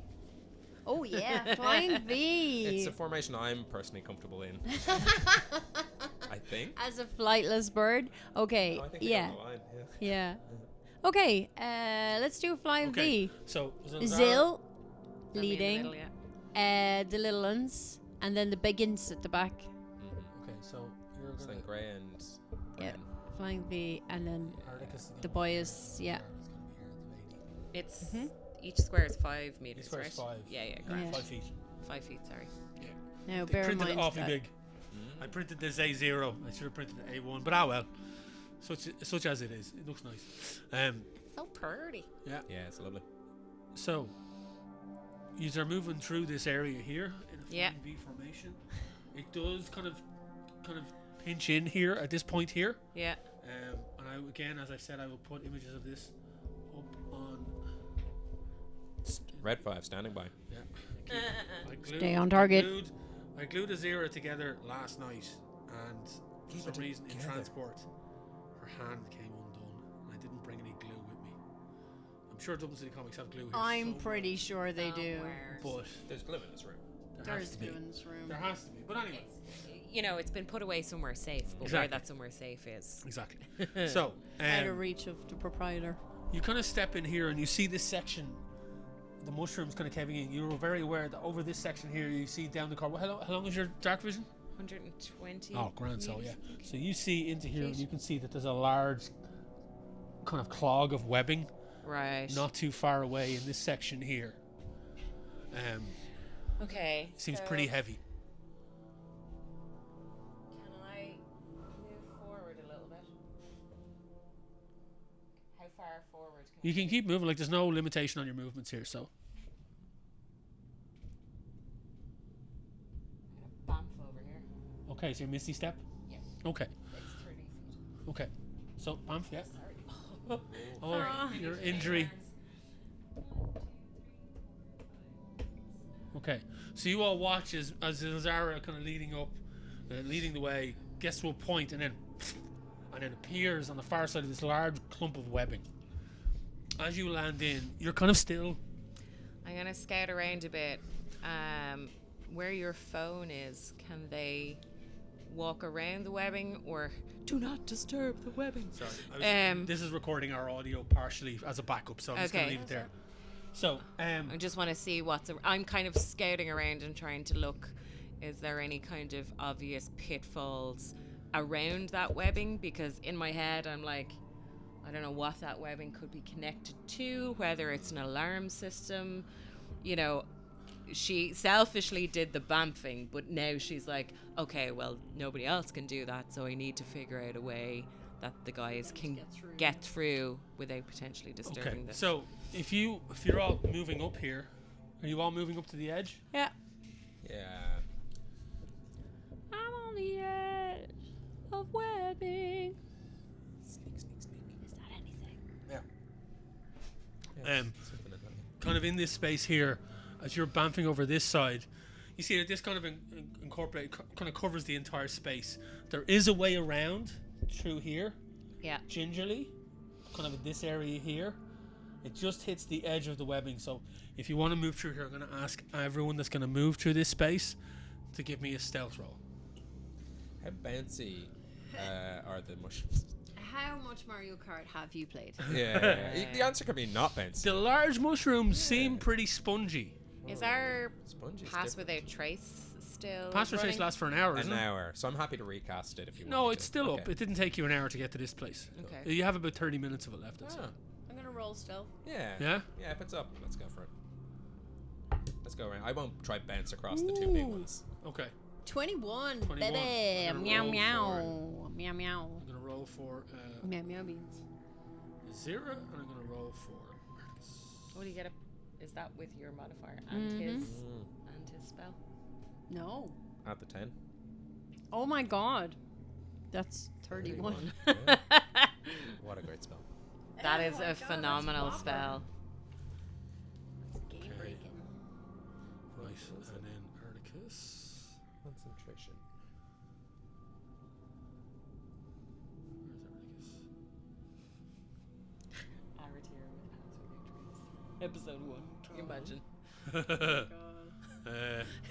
She doesn't move. The forest moves Okay. around her. Erdicus rolled with disadvantage. He rolled a natural 20 and a 6. -1 plus 10. And then Zara rolled a 13. You mean a 0? Sorry, Azira rolled a 13. So, okay. So everyone's moving through here this way, right? Yeah. Yeah. We got 30, 31 on us. And then these two clanky bastards. Yeah, full on clank, clinging up the rear there as they move through and they land on this side. I'm from the clang and jam area of Stuttgart. Where you bamfed in, I need you to roll a dexterity saving throw, for me, please.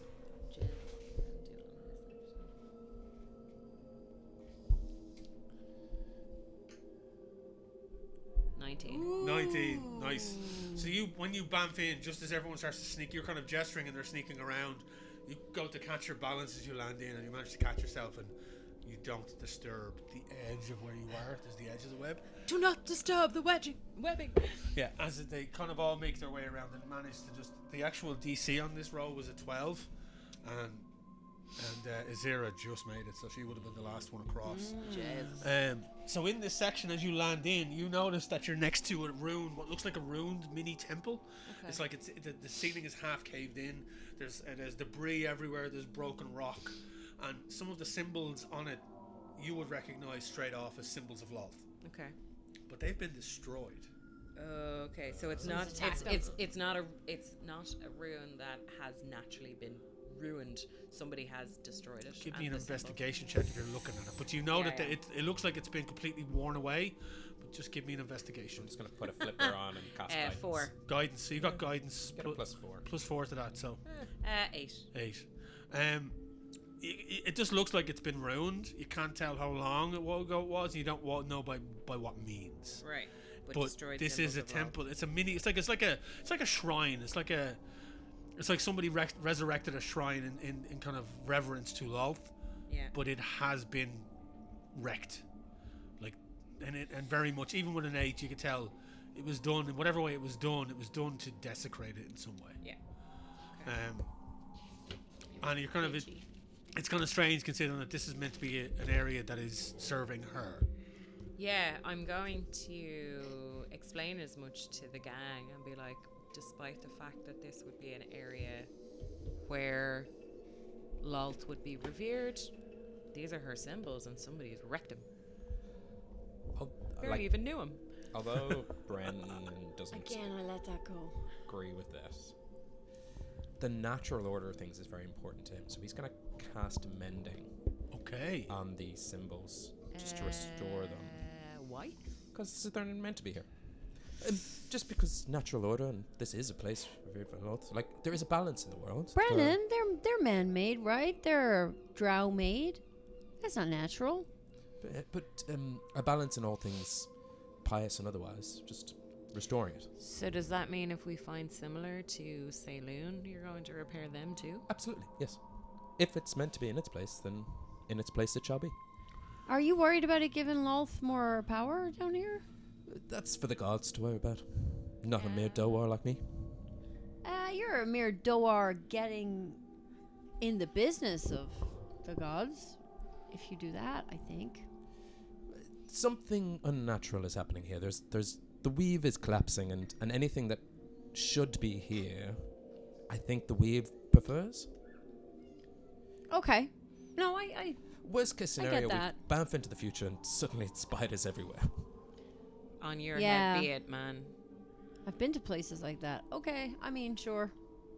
So Brennan casts Mending, and slowly but surely the rocks and kind of the pillars, the broken pillars, start to form back up, and you see it kind of rebuild itself slightly, and it kind of slots into place, and it does repair. There's still a bit of damage here and there. It's not perfect; like parts of it are missing. The debris isn't complete, but for all intents and purposes, this shrine to Lolth rebuilds. You see this kind of at its front. You see this large kind of diamond shape. And at its center, you see a long, spindly kind of arachnid with a kind of not a diamond, but a kind of a pointed symbol at the bottom that seems to be a red jewel. Yeah, it's like a D8 symbol at the bottom that is now like forming into kind of a cracked red jewel that glints ever so slightly. And as you do so, I've made a big mistake. as you do so, this is the problem with me not having my physical dice with me. Can I borrow some? What No, do you no, need? it's all good. I got some. Actually, you know what? Roll me a d20. Yes, I'll pick a beautiful purpley, drowy kind of one. Ta-da! 14. 14. Add your wisdom modifier to it. That's pretty high. Let me just double check. That gives me a +4, so 18. 18. The shrine reforms, and there's a glint in that crystal, and the webbing at your feet in front of the shrine trembles, Trying to do good. and there is a kind of it trembles because a wind kind of blows through this cavern, and your mycenial friends quiver and shake. But the wind is strange. Could be good. It's a warm wind. It's not cool. It's not threatening. It's not biting in any way. You hear a distant skittering, and then it's gone.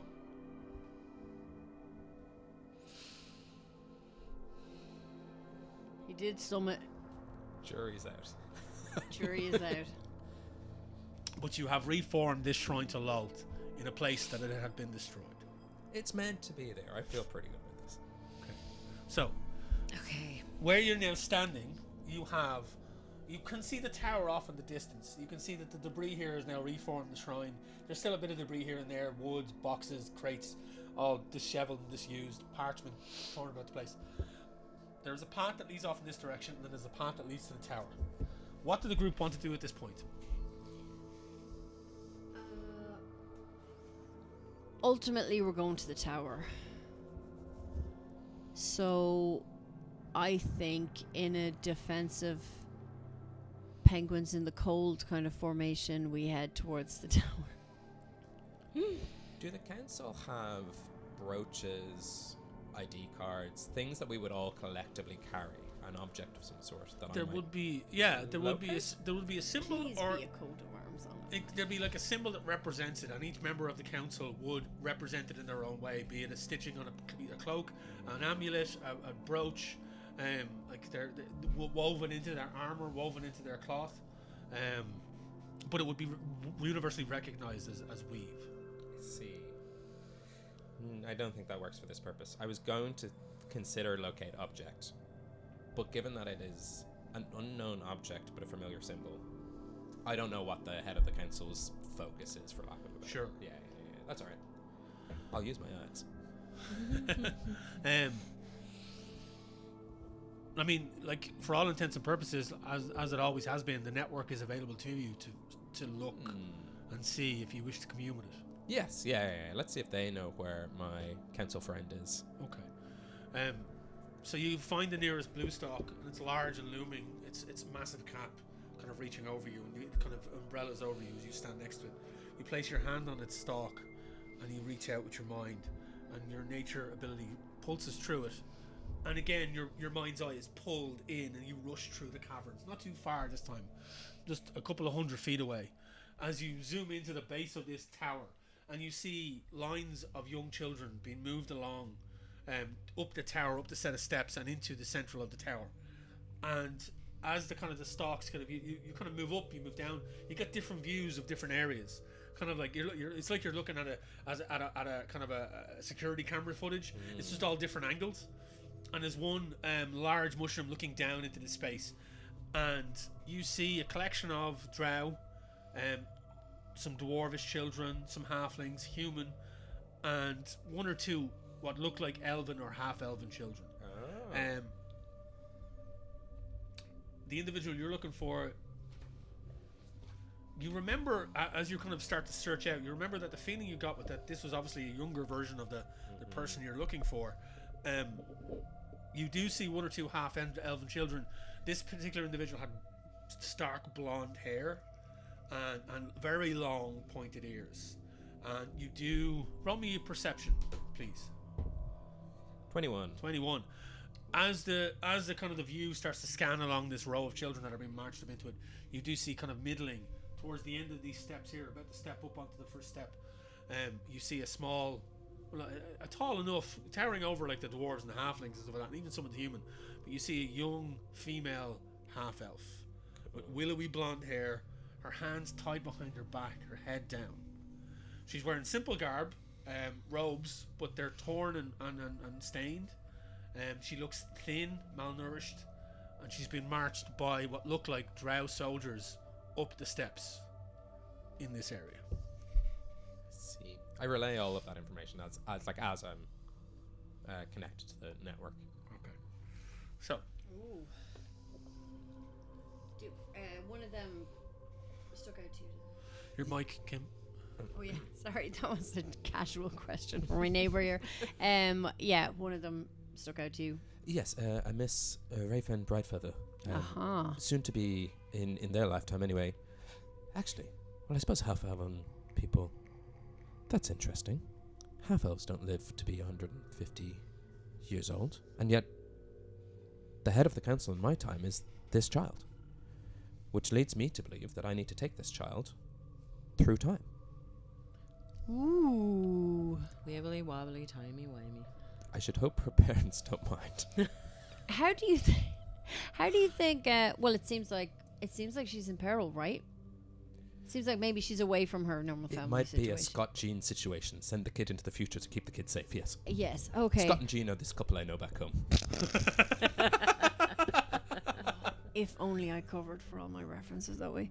Okay. So how do you feel? How do your according to the info you just got, how do you feel about our chances of getting in there? I think we need to be quick. They're making movements into the tower. Tower presumably is where the sacrifices will happen. And, I mean, as much as one child is as important as the next, I think all kids we should be saving. And if I happen to save this one, all the better. Okay, let's go. Hey ho.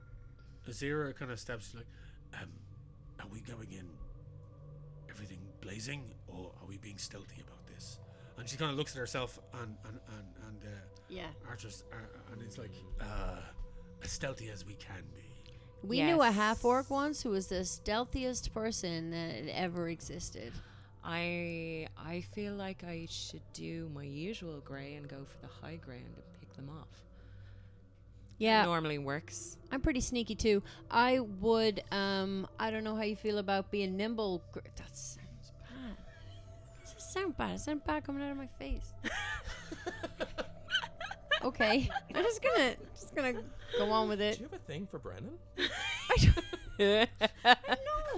Does Gray have a thing for Brennan, or does Kim have a thing for I Brennan? didn't want to. Absolutely, it's too fussy for me. Such a fussy bridges. So, I don't Graham, want to I'm, draw attention very, to. please. I am wanna spoken draw for. I don't want to say waddle. Mhm. I don't want to say pitter patter.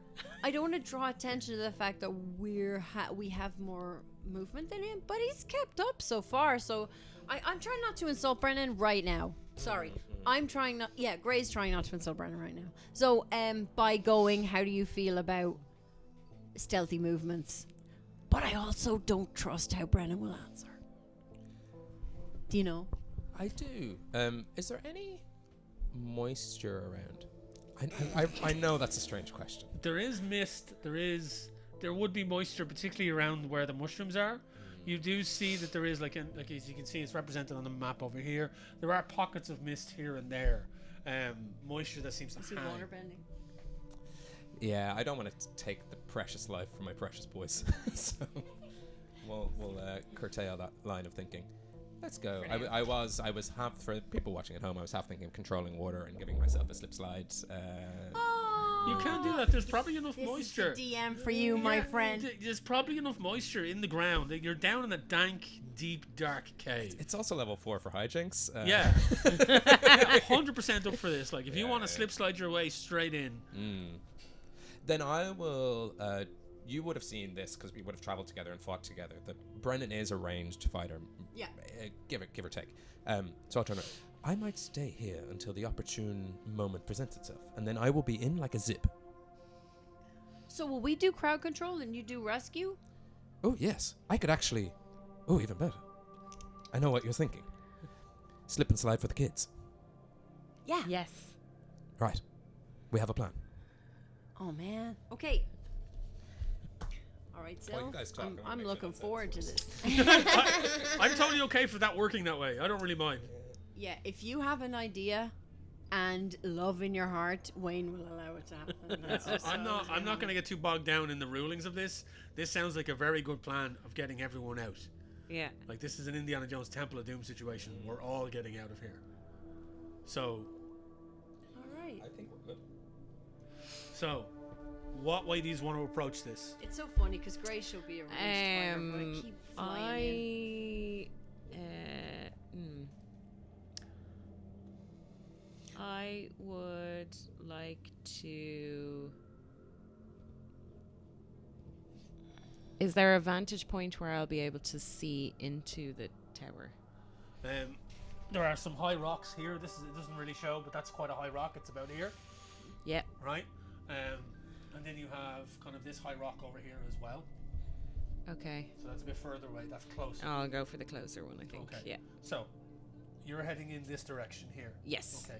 So as you round, you're gonna have to be going stealthily here because as Yep. you round this section here, you look over and you start to see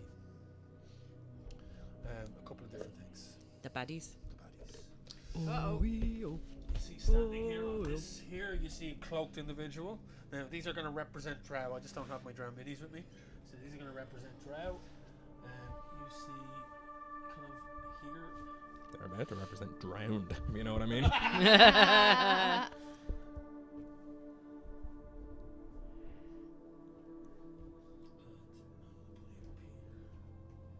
Okay, so these are. Oh shit, I should probably use a spell slot for that Misty Step earlier. There are a selection of guards. You get the impression now as you step in, there's not as many guards as you thought there would be. You saw them through the mycelial network. Obviously, with the priestess sending out countless waves of scouts over the last 2 weeks, you have whittled down their numbers. Yeah. Also, just going back to when you found that body that had twisted and you realize that over the time of killing all those scouts, none of them ever reverted back. And just that one particular one changed to whatever that creature was. So we think that was affected by the last thing that it met.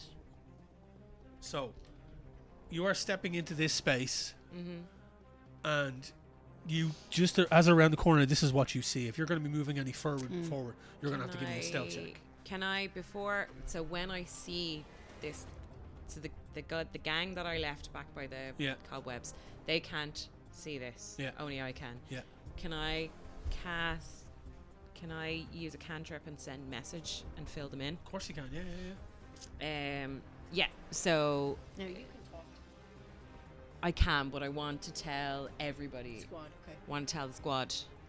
So can message tell the whole squad or shit? Message goes. It's a one direct message to one person, as far as I'm aware. All right. Well, fuck it then. You could tell Gray or Ben. Yeah. Fuck it then. I won't cast it. I'll use our little psychic link.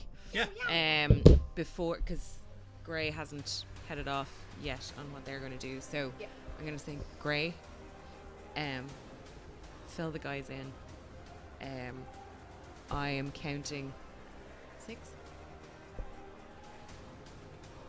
Yeah. 6 4, bogeys. 5, and then so the priestess. Look Yes. at the priestess up on the stairs, and then And 5 drow. guards. 5 drow guards. Okay. There are 5 guards and a priestess guarding the tower. Mind how you go. I'm going to keep going to the vantage point I planned, but just be careful.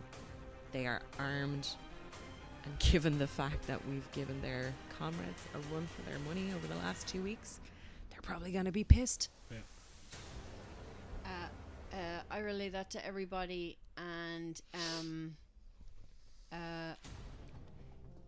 I say, okay, if we engage these guys, we'll probably stop them from carrying on with their procedures. We're probably going to interrupt their progress. We keep them out here and deal with them as well as we can. I ask the other two how they want to do it. Do they want to use range, or do they want to get in there? Zira steps up. We are blunt instruments. We'll run in and fight whoever we need to fight. I can use some spells at range, but we are better close up. Okay. And Arctic is kind of just nods along. I rolled for stealth to get Yeah. by them, so I rolled a 17 plus 10, pass so without. 27. Yes. Pass without. So where did you want to go, actually? So, are you bamfing up there? No, I'm going to save, so I'm going to kind of stealth Cool. I need you to give me an acrobatics as you're climbing up there. Okay. And yeah, because there is a bit of spider web there. Yeah. Oh, 4. 4. You go to climb up the side of the thing and you slip and fall and kind of land sideways and you hit a piece of the webbing.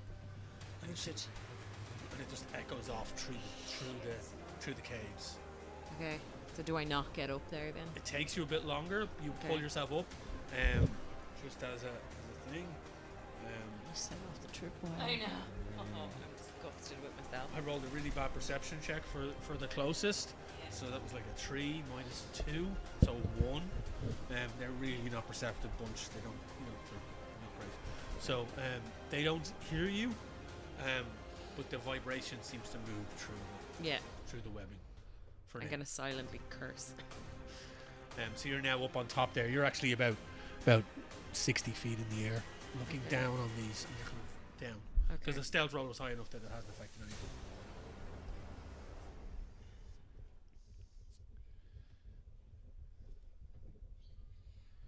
Okay, what is you guys doing?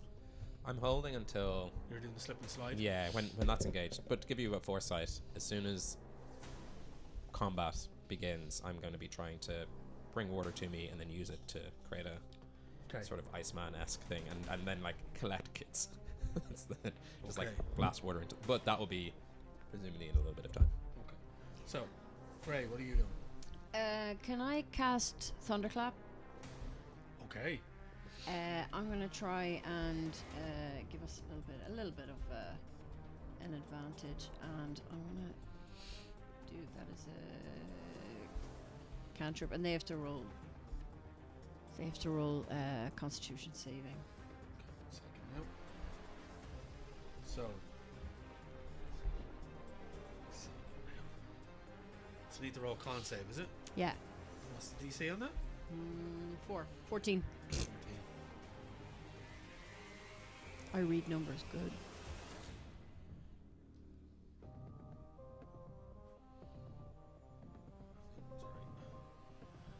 D&D Beyond. Con save. Okay. The guards collectively rolled shit, and then Good stuff. I'd say it was 14. Yeah. Where are you aiming this, by the way? So here. Yeah. This space here. Yeah. What's the range and Let's have situation? a look. So, 100 feet away. It goes up to 100 feet away. So everyone in that space is going to get it. Mm. Now, 100 feet away is probably going to encapsulate Zilzara as well. Yeah. Is that right? It's a 5-foot range, but 100-foot casting. Casting, Yeah, yeah. so it's only Yeah. like a So it's only in there. So Yeah, you're it's actually just the only- boys. So you're going to aim for these actually aren't. So you're actually going to be able to get one of these. Yeah, good enough. Okay. Okay. 1 second. No, sorry. So which one are you aiming You for? see, I can't see them, so I'm just telling them based on what Zill told me. So So- it makes sense that I'll only get one. Do you need line of sight for that? No. No, you can just Yeah. from what you know. Yeah. You're aiming it. You can actually technically see that guy from where you. Yeah, it doesn't matter. So I will Actually, no, what's center your- on him do you because have I dark think. vision? Yeah, You do. Okay. I'm What's Kitty the cat. Okay. Right. So. 60 feet on my dark vision. Okay, well, you can Not see quite into the yet. space here, but Yeah. the illumination from the mushrooms are giving you a bit brighterness. Yeah. About it. So, so you It's want to aim lit. with this guy? It's lit, isn't it? You want to aim with this fella? Yeah. Okay. So what? Con save they failed. Yeah, boom clap. They take 7. 7 damage. Yeah. Okay. So this is literally going to kick everything off here. So. Yeah. So you cast thunderclap. Boom. Yeah. It's like this cacophonous echoing boom reverberates through the caves. You see the mushrooms like vibrate back and forth. The ground, the dirt from the ground lifts up, and it's like a. And is this guy? Does it knock him prone or do anything to him, or does it just knock him back? No. Nope. Take 7 damage, and it like I remember it like fucking them up, but I think it's another thunder. I think it's a different Thunder wave. Thunder Yeah. wave. Yeah. Yeah. Okay. It's Pokemon's move. Moving range. Yeah, spell's damage increases by 1d6 when you reach 5th level. So it's 2d6, which is already done. Okay. Yeah. So you hit that creature, and it takes the 7 damage. You see him stagger back, Yeah. and they all start to look around, panicked. They don't see anyone. They don't really. They can't really see Yeah. that particular individual. Let me just make a perception check on this. Oh. Oh, I don't know. 16. I need you to roll stealth for me, just to see where Okay. you are. They can see you. They're looking down here. They can't really see that far, so it's pretty far away. But you're hidden up here. You roll high I enough have for to your roll with disadvantage because I've got my shield on. That was 10 and 11. 10. stealth. 10. They look down and they can see something down here, but they can't really make out exactly what it is. And they kind of start moving towards this space. Okay. As a bonus action, This one turns around and starts moving over as well, as does this one. yeah, as a bonus action, I am going to bardically inspire. I'm going to choose Azira. 0, yeah, okay. Yeah. So it's done. I'm going to sing her song about how many people's heads she smashed in.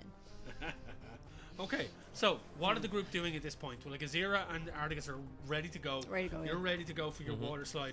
Gray, are you rushing in? Are you doing? These are coming down. You're now up high. Yeah. What do you just want to do here collectively? So I want to draw them out. I want to stop them getting further in So to their business. this guy at the back has moved over. These two are starting to move into the cavern Yeah. space. V has her magic missiles targeted on 2 of them. So these two here. I think what she's thinking is she's like, I'm gonna let these lads beat these lads and I'm gonna target these two. Okay. The range is 120 meters. Oh no, you got them. Yeah. So- Meters. Sorry, feet. I do it all the time. Sorry, 120 feet. So she is going to cast magic you're missile at opponent. 2nd level, which means they get 2 darts each. Grand. And I just need to roll some fucking d4. So they're now on, starting to get high alert. You see, like you can see Zilzara that the line of young kids, young adults is over that are moving up. They're starting to look around after the cacophonous boom. The priestess kind of looks up, moving her staff, looking out into the gloom, trying to see something. They couldn't see you at the top, and they can't see down here, but they can't see anyone just yet. And you're about to launch these magic missiles. I have to read them all.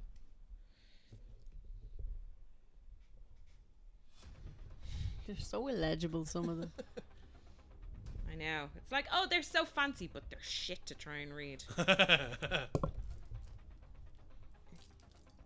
have so many statistics on contrast and legibility. Oh, yeah, of course. Yeah. White on black. You can't be serif. So the missiles streak out, piercing the gloom. They all look up as they see the light illuminate up into the ceiling in this cavern, as they streak down from the top of the rock you're on, and they collide into the two individuals here. As the other two kind of are coming into this open corridor, looking down into it, the missiles streak behind them, doing 14 and 12 damage. 14 and 12 damage Holy to shit. each of them. Yeah. Because every dart is D4 plus 1. Nice. And they go... Boom, boom, boom, boom. They just collide into them. Boom, they get knocked backwards. Staggering. Looking up to see where the missiles came from. I need you to, if you're looking to stay stealthy, I need you to roll another stealth check for me. Jesus, yeah, I'll with do disadvantage at this point because they're looking from where these missiles came from. Okay, let's try again. You just watch my face for the real. 7. 7. They look up and they see you standing there. The arcane energy just fizzling off your fingers from the residue that you've just fired your missiles, and they just see you. And they all start to shout, point their blades. Oh! Point their blades. The two here in this that have moved forward are now turning to here. Good. And they see you up here. And they're looking up at you. They all start shouting. The priestess looks up and it bangs her staff and sees you off in the distance. And then turns to the individual standing next to her who has a longbow and a long axe on their back. The guard you notice now beside the priestess is a bit more armoured than this lot down here. Bulky for a drow. Big, tall. The rest are all, they look like regular drow. With the dark obsidian skin, red gleaming eyes, long white hair. Dressed in the garb of kind of scout rangers. They all see you, they all start shouting. I need everyone to roll initiative. Hey, and we're off.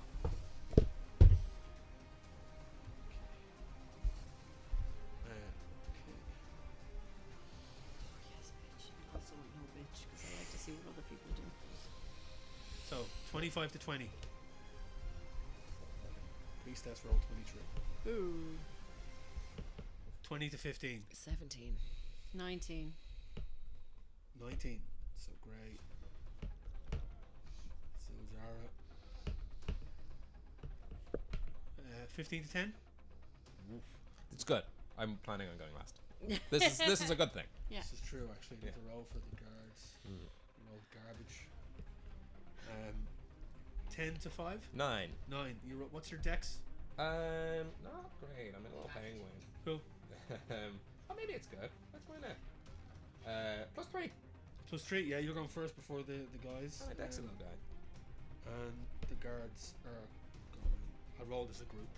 Are we 100% wearing black today? Yeah. Oh yeah. Oh, yeah. Yeah. Stealth mission. This was not coordinated, Okay, folks. so the priestess looks up, sees Zara, kind of throws back her robe and curses. Uh-oh. Swings there, starts swinging around her staff, and is going to cast up towards her. Okay. Yeah. Oh. Are you looking for this? Yeah. And she is going to cast Chaos Bolt. No, actually, no, she's not. She's going to cast. Let's see. In turn, she's going to cast Magic Missile. Oh, that's a taste of her own medicine. Yeah, at second level. And she streaks out. So she casts at second level. Second level. So you create 3 glowing darts. So 4 darts. So Zilzara takes. So boom, boom, boom, boom, they all collide into her. She takes 12 points of damage. Oh into Zilzara. no. So mark that down. Will do. She's going to rush down. How kind many? of steps. 12? 12, yeah. Yeah, she starts rushing down the steps. She shouts up in some unrecognizable, weird guttural language towards that isn't actually. Zara will be able to comment on this, but the priestess is after hitting you for 12 points with her own magic missile straight into you. I put on for you. Thanks. To retaliate for the magic missiles you sent out. She turns to the individual that's up on the ledge there with their bow and arrow out, and starts kind of shouting in a guttural language that isn't Drow. All of you can give me a history check if you wish to know what kind of language this is. 6. 8. 17. It's abyssal. Oh. Oh, that's not good.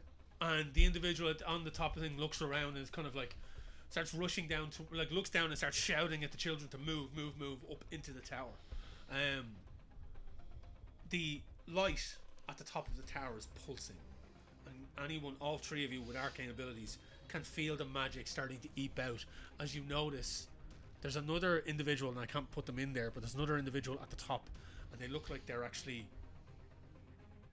grabbing the nearest child that comes up the set of steps, holding them and placing their hand on a small globe, and the child's energy has been sucked into the globe itself, and with each of these there is a magical pulse, and dark black mist starts to pour down and out of the tower. What's the distance from me over? Quite significant amount. 5, 10, 15, 20, 25, 30, 35, 40, 45, 50, 55, 60 will bring you to the base of the tower. Okay, so that is like he starts shouting. That's just his individual thing. It's not his action. He's just shouting. It's a free action for him. The priestess moves down. She's cast her spell. That is the end of her go. It's now with the Grey. And Zilzara, you're on deck. Okay, at 60 feet, can I reach the person who's holding the child? At 60 feet. Now the person holding the child is up in the tower. In the tower, okay. There's children milling around at the very base of high. the tower. They're being moved into the tower. Yeah. But the guards are now moving off, and the priestess is moving off. There's actually the only person managing the line of children is the guy standing at the doorway on this side. Can I move and attack or move or attack? You can attack and then move. And you can move, I would like to do it attack. the other way. What would you like to do? I'd like to get closer and shorten my course, range, yeah. Okay, so I'm going to move as much as I can without taking from Jesus. what I'm going to do. Zira and Yeah, right. part of this roll garbage as well. Come on, folks, get it together. Okay. Okay, so I want to... Can I see this person? Can you see what person? The person with the child in the tower. They're up in the tower. You can see them from back here. This is open. The model is they're- open, it's but open. is the real one open? Yeah. Of okay, course. No, this is a representation of what it is. Yes. So what you see there is what it is. Yes. So they're in the central section of that tower where the dome is, and there's a globe in the center there. And they are if I could fit a person in, I would. I don't know if I Okay. have. Yeah, pop this little dwarfy dude in there. See, they won't fit. Yeah. So they won't fit. So that it is okay. They're in here. Yeah. Yeah, they're visible if I get closer. Yeah. So are you going the full 60 feet up to the base of the tower? Will I get to take an action after that? Is that using the pot? What's your movement? I know things. Why are you challenging me like this? Yeah, it's normally 30. just here. So yeah. you can move 30 feet, and then you can use your action to double that. But then you can only do can't use another action after. You can use your action to dash basically. Yeah, no, I don't want to do that. So- Right, I am going to bear in mind I gave Azira a D8 to use. Okay. If they want to use that with a garbage roll, maybe. But You can't. I don't think you can use it on initiative, can you? oh no, that was her bad roll. Was initiative. Yeah. Oh, she rolled again though. No, It's a skill check. I think you could. Could she you? did a skill check. What yeah. What did you give her? A D8? So you rolled for her a minute ago. Well, you gave her a D8, yeah. Yeah. That makes a difference. Okay. Bumps her up ahead of Brennan. Okay. So what are you doing? Right, I would like to save that child, but I'm going to have to deal with things one by one. This Talbot is back to me, who's now turned to Zill. Got distracted by Zill. I'm going to... I'm gonna ice knife him. And that. Okay. Are you gonna So- just do it from here? Are you gonna stay here? Or are you gonna move up? I'm gonna move up. I'm gonna move up a little bit, and then I don't need to. I'll hit him from there. Okay. Yeah. Ultimately, I would like to be further up, but I would like to hit him first. Okay. Go on, roll. And my priority is hitting. So let's do that. Oh. I have a +6 to this. Yeah. What's your hit? And I got 9 altogether. That misses, unfortunately. Is this it's a range attack? So you streak out with the blade, and you see the item, and it just careens into the wall beside it. Does get the creature's attention. He turns around and sees you down the corridor. He's like, "Argh!" You see him kind of growl at you, and kind of start to move towards. Do I get an advantage because he's got his back to me? No, no. Nice Bonus action? No. No, I don't think so. Just Okay. make sure. So Zara, it's your go. My bonus action tends to be bardic inspiration. Yeah. So, Zero's on deck. remind me, where are the kids? Have they all gone? The into kids tower? are here. They're lining up, and they're being moved up into the tower. So they're up the steps and stuff. I'm like, can I cast a spell on the priestess and the other lads without hitting the kids? They're not using them as shields per se. They're not they're just moving them in. They're not standing behind them. Like this priestess has moved kind of down and out here. Sorry, she's there. So the kids are going up this way. This is out in the open. Out in the open. He's out in the open as well. The kids are kind of up the steps of the tower. But the kids are still going through them and out in the open though. Yeah. Probably not a good idea to cast Ice Storm then. Probably not. Not on them two.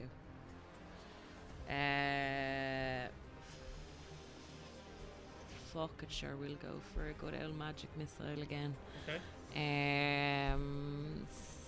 So I'm gonna cast magic missile at 4th level, which means I get 6 darts altogether. And I am going to go with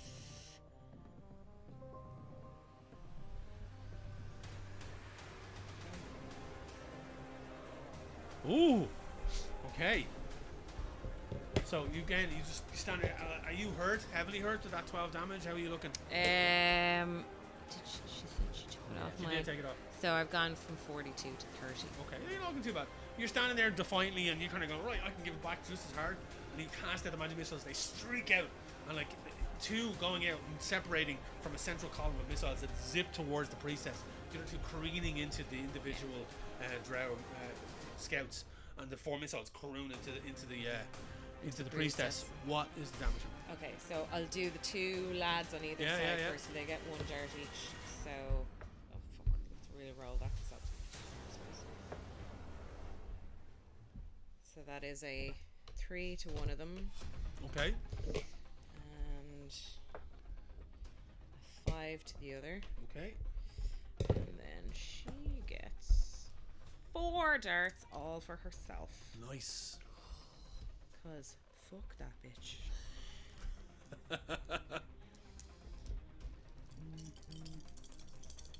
Okay. There's 4 plus 1, 5. 4 plus 1, 5. 2. So 16. 16. Okay, 1 second now. 16 points of damage. Yes. You watch as she stumbles back and falls to one knee, and then her form starts to shimmer and change. No. No. As the Down with that sort of thing. The priestess form peels back, and you see an armored drow shape. Raggedy white hair, gaunt features, and as the head moves up, you see the eyes are filled with chaos.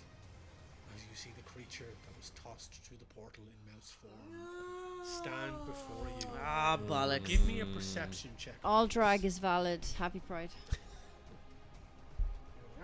That guy again. Give me a perception check, please. Natural 20. Natural 20. Plus 2. You, as you take in this form rising up, you look and you see attached to its belt, you see the tome that Von Breck was carrying that was filled with the magics of Tara's Doom, Oh no. No. giving him the insight into what the creature was. This creature now has it and has been using it to perform rituals. As it stands there, eyes blazing, mouth salivating, its features contorted, twisted, it pulls out a wicked blade from a sheath. Its hand still wicked blade, fizzling. mate. fizzling with arcane energy that seems to be, think of it like Kirby Crackle from the comics, where you have like these pustules of black that are just emanating around its hand as it holds its hand up, and it looks up at you, and it's like spittle flecking off its mouth. You then watch as the remaining drow around it start to change. Oh, bollocks. And they all start to turn into these forms of gods, chaos-filled creatures. And the last to change is the individual standing at the top of the stairs, guiding the children in. And you take it in.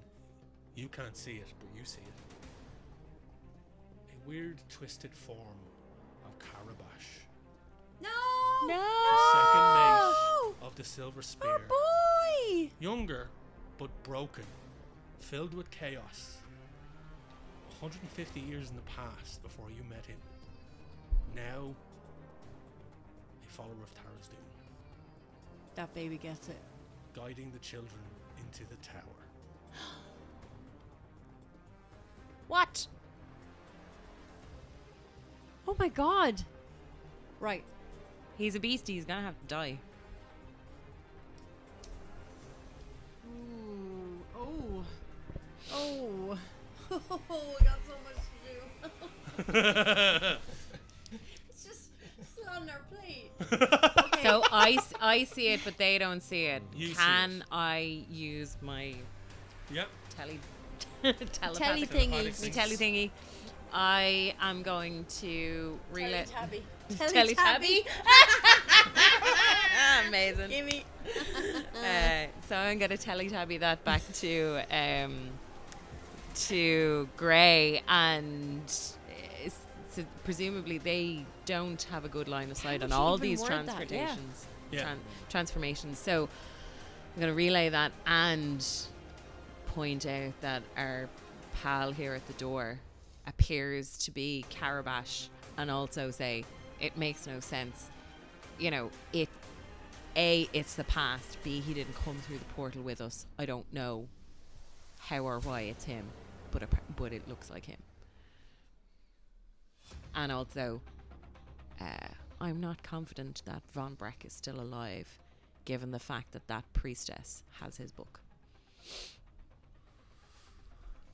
So, Ooh. is that the end of your go? I think the only bonus action I can do is Misty Step, and I think leaving my vantage point is a bad idea. I think I need to stay up here for the minute until my magic runs out. Do our two, the AA girls, do they have an attachment to Carabash? No, they were on a different. Azira would Azira know Carabash from the pirating. Yes. Do you think this news would inspire anyone to rage or divine spite or smite, divine smite? My spite is divine. Would it cause like extra beefiness to happen? Would it cause extreme prejudice in their genre of ultraviolence? That would be good. But I'm gonna let them know anyway. And then is it me again? No. It's now into Azira, and then it's into Brennan. Right. So Azira, kind of like looking confused and kind of trying to put two and two together, was like, well, we need to deal with what's in front of us now. We need to save those children. And she has a flaming sword. There it is, but it fell out of her hand because the glue didn't take. Yeah. She the sword flicks to life, and she rushes forward to this dude here, and she is going to take some swings with her sunblade. That is definitely going to hit. That's a 25. Nice. Holy moly. Jesus, that's Sunblade. Oh, no. The sunblade. Let's just check. You are a dad, right? No, just give off big dad energy. You're really appropriating their culture. Okay. Nah, they don't mind. So, They're Zero too rushes tired. forward, blade up. She can do 2 attacks with this. She swings down. There's a searing flash of fire as the blade cuts through the front of this creature, and then she just brings it back up on the upswing. Z can see this happening, and she's like, "Yeah, fuck him up." That's a 14 to hit. that is less impressive. 6. So she hits him for 18 points of damage in one Nice. swing. Whoa. 2 swings, sorry. She's also... Let me see now. Okay, she should have... Okay. You know what? I'm going to retcon something here. She would have cast... Before that, she would have cast Wrathful Smite. That's what I was asking about. I figured She's gonna somebody do would an be trying to additional do D6 something. damage on this. That's another 3 points of damage into him. So, what's that? That's psychic damage. And he's and that stumbles back and he looks up and he's just spittle and drool and he's as he kind of growls towards her. That is the end of her go. It's now into Brennan. Nice. I am going to move my flippers around in an arcane manner and cast Control Water to bring... I was doing some quick math. Basically, 100 feet, I can raise 20 foot up. Yeah, That's a lot of water. it's a lot of water. So I'm just trying to get as much water that isn't mushroom water to me to create a path. This is where it's all on you in terms Okay. of like speed or direction or like how much water's around. But I want to try and make a water slide as to, like a direct water slide to the kids. Yeah. So What- this will go straight through this cavernous area to here. Yeah.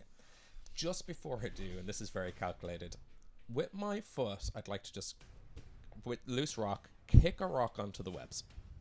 Okay. Just, and just like Oh my move a God. rock onto those webs. These little skitterers wanted to eat these guys earlier. They're Yeah. food. So let's cause some chaos. Okay. I'm just going to kick a rock onto the webs and then dive into this flume of water. So 2 things happen at once here. Penguin slide right. You have already kicked the webs and they've already vibrated. You Yeah, I kicked these You hit lads. the rock again. Yeah. And as it vibrates more, you then cast the water spell. The water careens out. It just seems to pour up out of the earth and then starts to flow fast. Yeah. And rushes down into that space. Now, the flow is rushing that way. Yeah. Okay? It rushes down through here. I'm going to need Azira and these two to make a dex save in order to see if they succeed and stay on their feet. Azira rolled a natural 1. So that's Azira 3. on her So arse. Azira, the water careens into Azira. She goes prone. These two here, these two chuckle fucks, need to make a dex. They've got +1 to their dex. So that's a fail. This one gets knocked prone. And Newt, motherfuckers. what I'm going to say is the water's going so fast that it actually knocks them forward a couple of feet. Cool. And that one fails. So, roll me a d12. D12. Oh.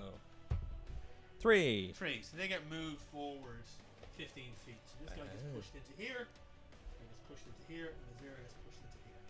The water flows through.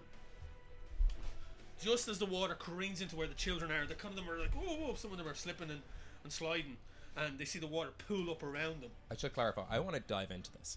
You're going to dive into it, okay? Yeah. I'm going to be swimming through it like a Dowar would, and then try on my turns be redirecting. Okay. I'm going to be like a slippy slidey snake catching kids. Okay. So you're sliding down into this Yeah, space. yeah. Okay. So are you The kitty using it for catcher your water movement? snake. I will allow you to use the dash action without, Cool. limiting your action. So Perfect. you can dash using this. Nice. Just as you dash, depending on what direction, you hear a as the webbing starts to vibrate around the area. You feel the webbing where you are vibrate as well, and you look over as the webbing bursts on this far side of the tower, and you see this massive spider form Oh, Jesus Christ. push up over the tower. This gigantic, massive arachnid shape. I'm still looking down at it though, because I'm Yeah. as high as the tower, right? This massive arachnid shape pushes up. I didn't have time to paint it, so sorry. No, it's scary enough already. It's I fine. had planned to paint this thing, and I just didn't have a chance to. As it pushes up on the rock and peers around, and you see the twisted chaos form of Carabash kind of turn as it looks straight into the face of this massive, massive giant spider. As it pushes its way up, you see kind of small spiders skittering across its form, large kind of gashes and pustules that have burst. It looks like it's seen action, but it looks powerful. And it's kind of pulsing with dark energies, like purple energy are flowing off it. as it kind of climbs up over the tower. Some of the children see it and scream, but try to run and kind of slip on the water. Where have you moved into? I guess I have 50 foot of movement, so I'll Yeah. move as far as I can on that flume of water. 30, 35, 40, 45, 50. There. So then I know the next move I'll scoop up. Okay. You see this massive spider form as you slide in, and you're like, whoop! And you look and you just see this spider loom up over the side of the tower. Is that the end of your go? I mean, I pray to any god that's listening, but yeah, sure. Okay. Maybe the one I helped earlier. Who knows? So the kind of the chaos guards turn and look, and some of them see the spider, some of them see the children trying to flee. Some see this Doar just slide in and like whoop, whoop, and just stand up in the space. And they see Azira slide in on her ass, and two of the other guards slide in as well as they're knocked prone. It is, as they would like it, pure chaos all around. You hear kind of cries, and the individual at the top of the tower stops and looks down and sees as the next child is loomed up, and the other one just seems to have vanished into the orb. And it's now stopped what it's doing, looking down at the spider as it's kind of climbing the end of the tower. Okay, the bandits go. So this creature here is going to stand up. He's going to take a couple of swings at Azira, but with disadvantage. Come on, load. I presume this supermassive gonna arachnid doohickey, like, doesn't matter. Like, it doesn't matter that whether it's us or the baddies. Like, it's gonna fight whoever. Like, it's. Or You don't know. we don't know. You don't know. The first guy, that bandit there, he swings down with his blade, and Azira kind of ducks out of the way, brings up her shield, and knocks it to one side. This one's going to engage with you, Brennan, and it's going to take a swipe at you. With its blade. Okay. And it's swiping in a water. So I don't know if that gives me a little bonus to my AC, but It's swiping what? it's swiping into water, like I'm in a. Oh, you're in a of glow. water. Okay, yeah. As if I'm in a. I'm going to give it disadvantage on this, Yeah. actually. That is a 11 to hit. It misses. Okay, the blade strikes out and slices through the water. That's refraction, baby. It is.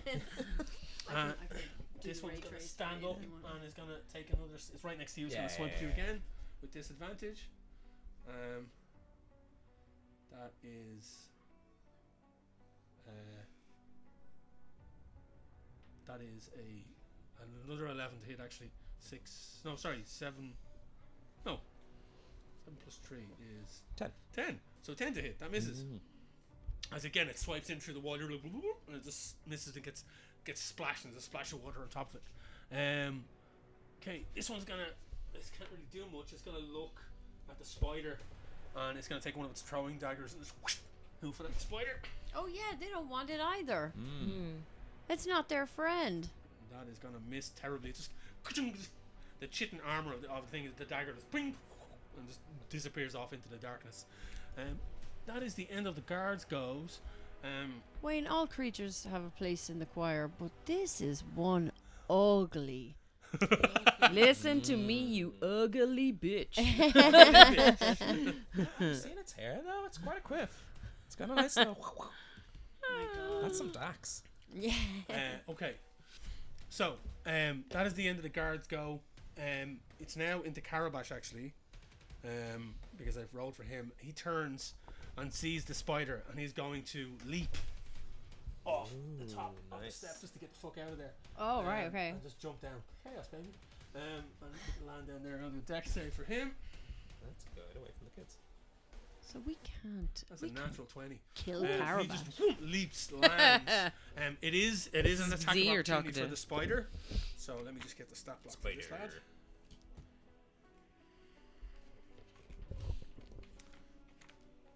So we can't. If we harm this Carabash, does it get rid of our Carabash? Okay, so it's going to reach out and do an attack. We don't know. Plus 10 to hit. Holy shit. Damn. It's still not going to hit though. I rolled a 3. Plus 10, 13. So that's like the talons just reach out and they hit air. The Carabash jumps and lands down and pulls out a bow and just reaches up and fires at the spider. Still good. Feel good about this decision. Any attack on the spiders, not an attack on us. Going to hit, and it's going to do. This is a great distraction for us as long as it doesn't eat at us. 11 points of damage into the spider as the arrow streaks out and catches it one of its eyes. Nice. You hear a kind of a guttural growl screech come out of it. 11 points. Okay. The individual at the top of the tower grabs the next child and touches the orb, and a pulse goes through. This is a kind of a timed event thing that happens every round, and a pulse goes through, and you see the child's energy start to get sucked into the orb. Brennan, you hear a kind of a as the weave manifests above the tower, and you see, and you two have seen something similar to this before. When traveling through the void, you saw that there were cracks, like broken glass and crystal, and this is what this looks like. It's like as it starts to form and break above, it actually manifests in real time above the tower, and you see black ooze seeping outwards, dripping onto the golden kind of dome, and it sizzles, and there's like tendrils start to form and pulse outwards. The spider wriggling looks up and starts to claw at the side of the tower. Everyone turns.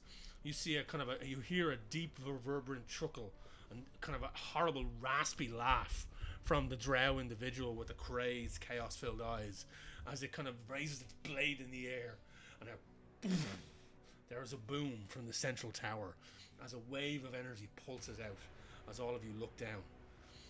Look up, and the individual at the top of the tower looks down and shouts something down at the priestess former, the former priestess in Abyssal. And again you see the drips and the drops as the weave cracks.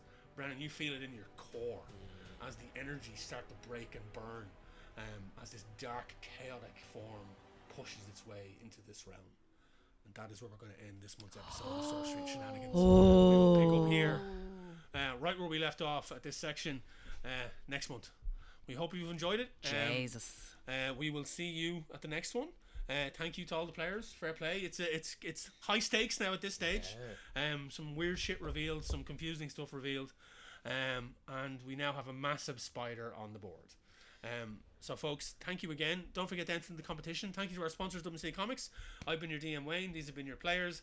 We have been Sorcery Shenanigans. Brennan, where can people find Bren? Hey! That's how deep in the character he is. Ben, where can people find you You can online? find Brennan right here next time. The places you most often find me are Romancing the Dungeon, which is a D8 production, or Ben and Declan on a Row, which is a joint homebrew D8 production. And homebrew, I've been saying this for over a year now. It feels like a lie. We'll be back. We're building a studio. That's what's taking us so long. So we will have a place to play and pre-record and all that kind of stuff. So exclusive for Sorcery and Shenanigans that we're, when I say studio, a shed. But it's fancier when you say studio. So you'll find at Homebrew Quest, you'll find me. And actually, if anything happened here that was like rulesy, please do tag me in the comments. I love chatting about that kind of stuff. So do get in the comments and be like, that's not how Control Water works. Love to know. Or to ignore Don't the do next that time. to me, I will cry. or if you have any homebrew stuff, also do that too. So that's where you can find me. Would you consider having guests that don't really know how to play the game? On homebrew? He's been too earnest with he's already too earnest with the spirit I meant it in, but anyway. As soon as we're back, would you consider playing in 2 to 5 years? We'll be soon. We'll be back soon. Folks, this has been Sorcery Shenanigans. We will catch you soon. Look after yourselves. Take it handy. Have a good one. Bye.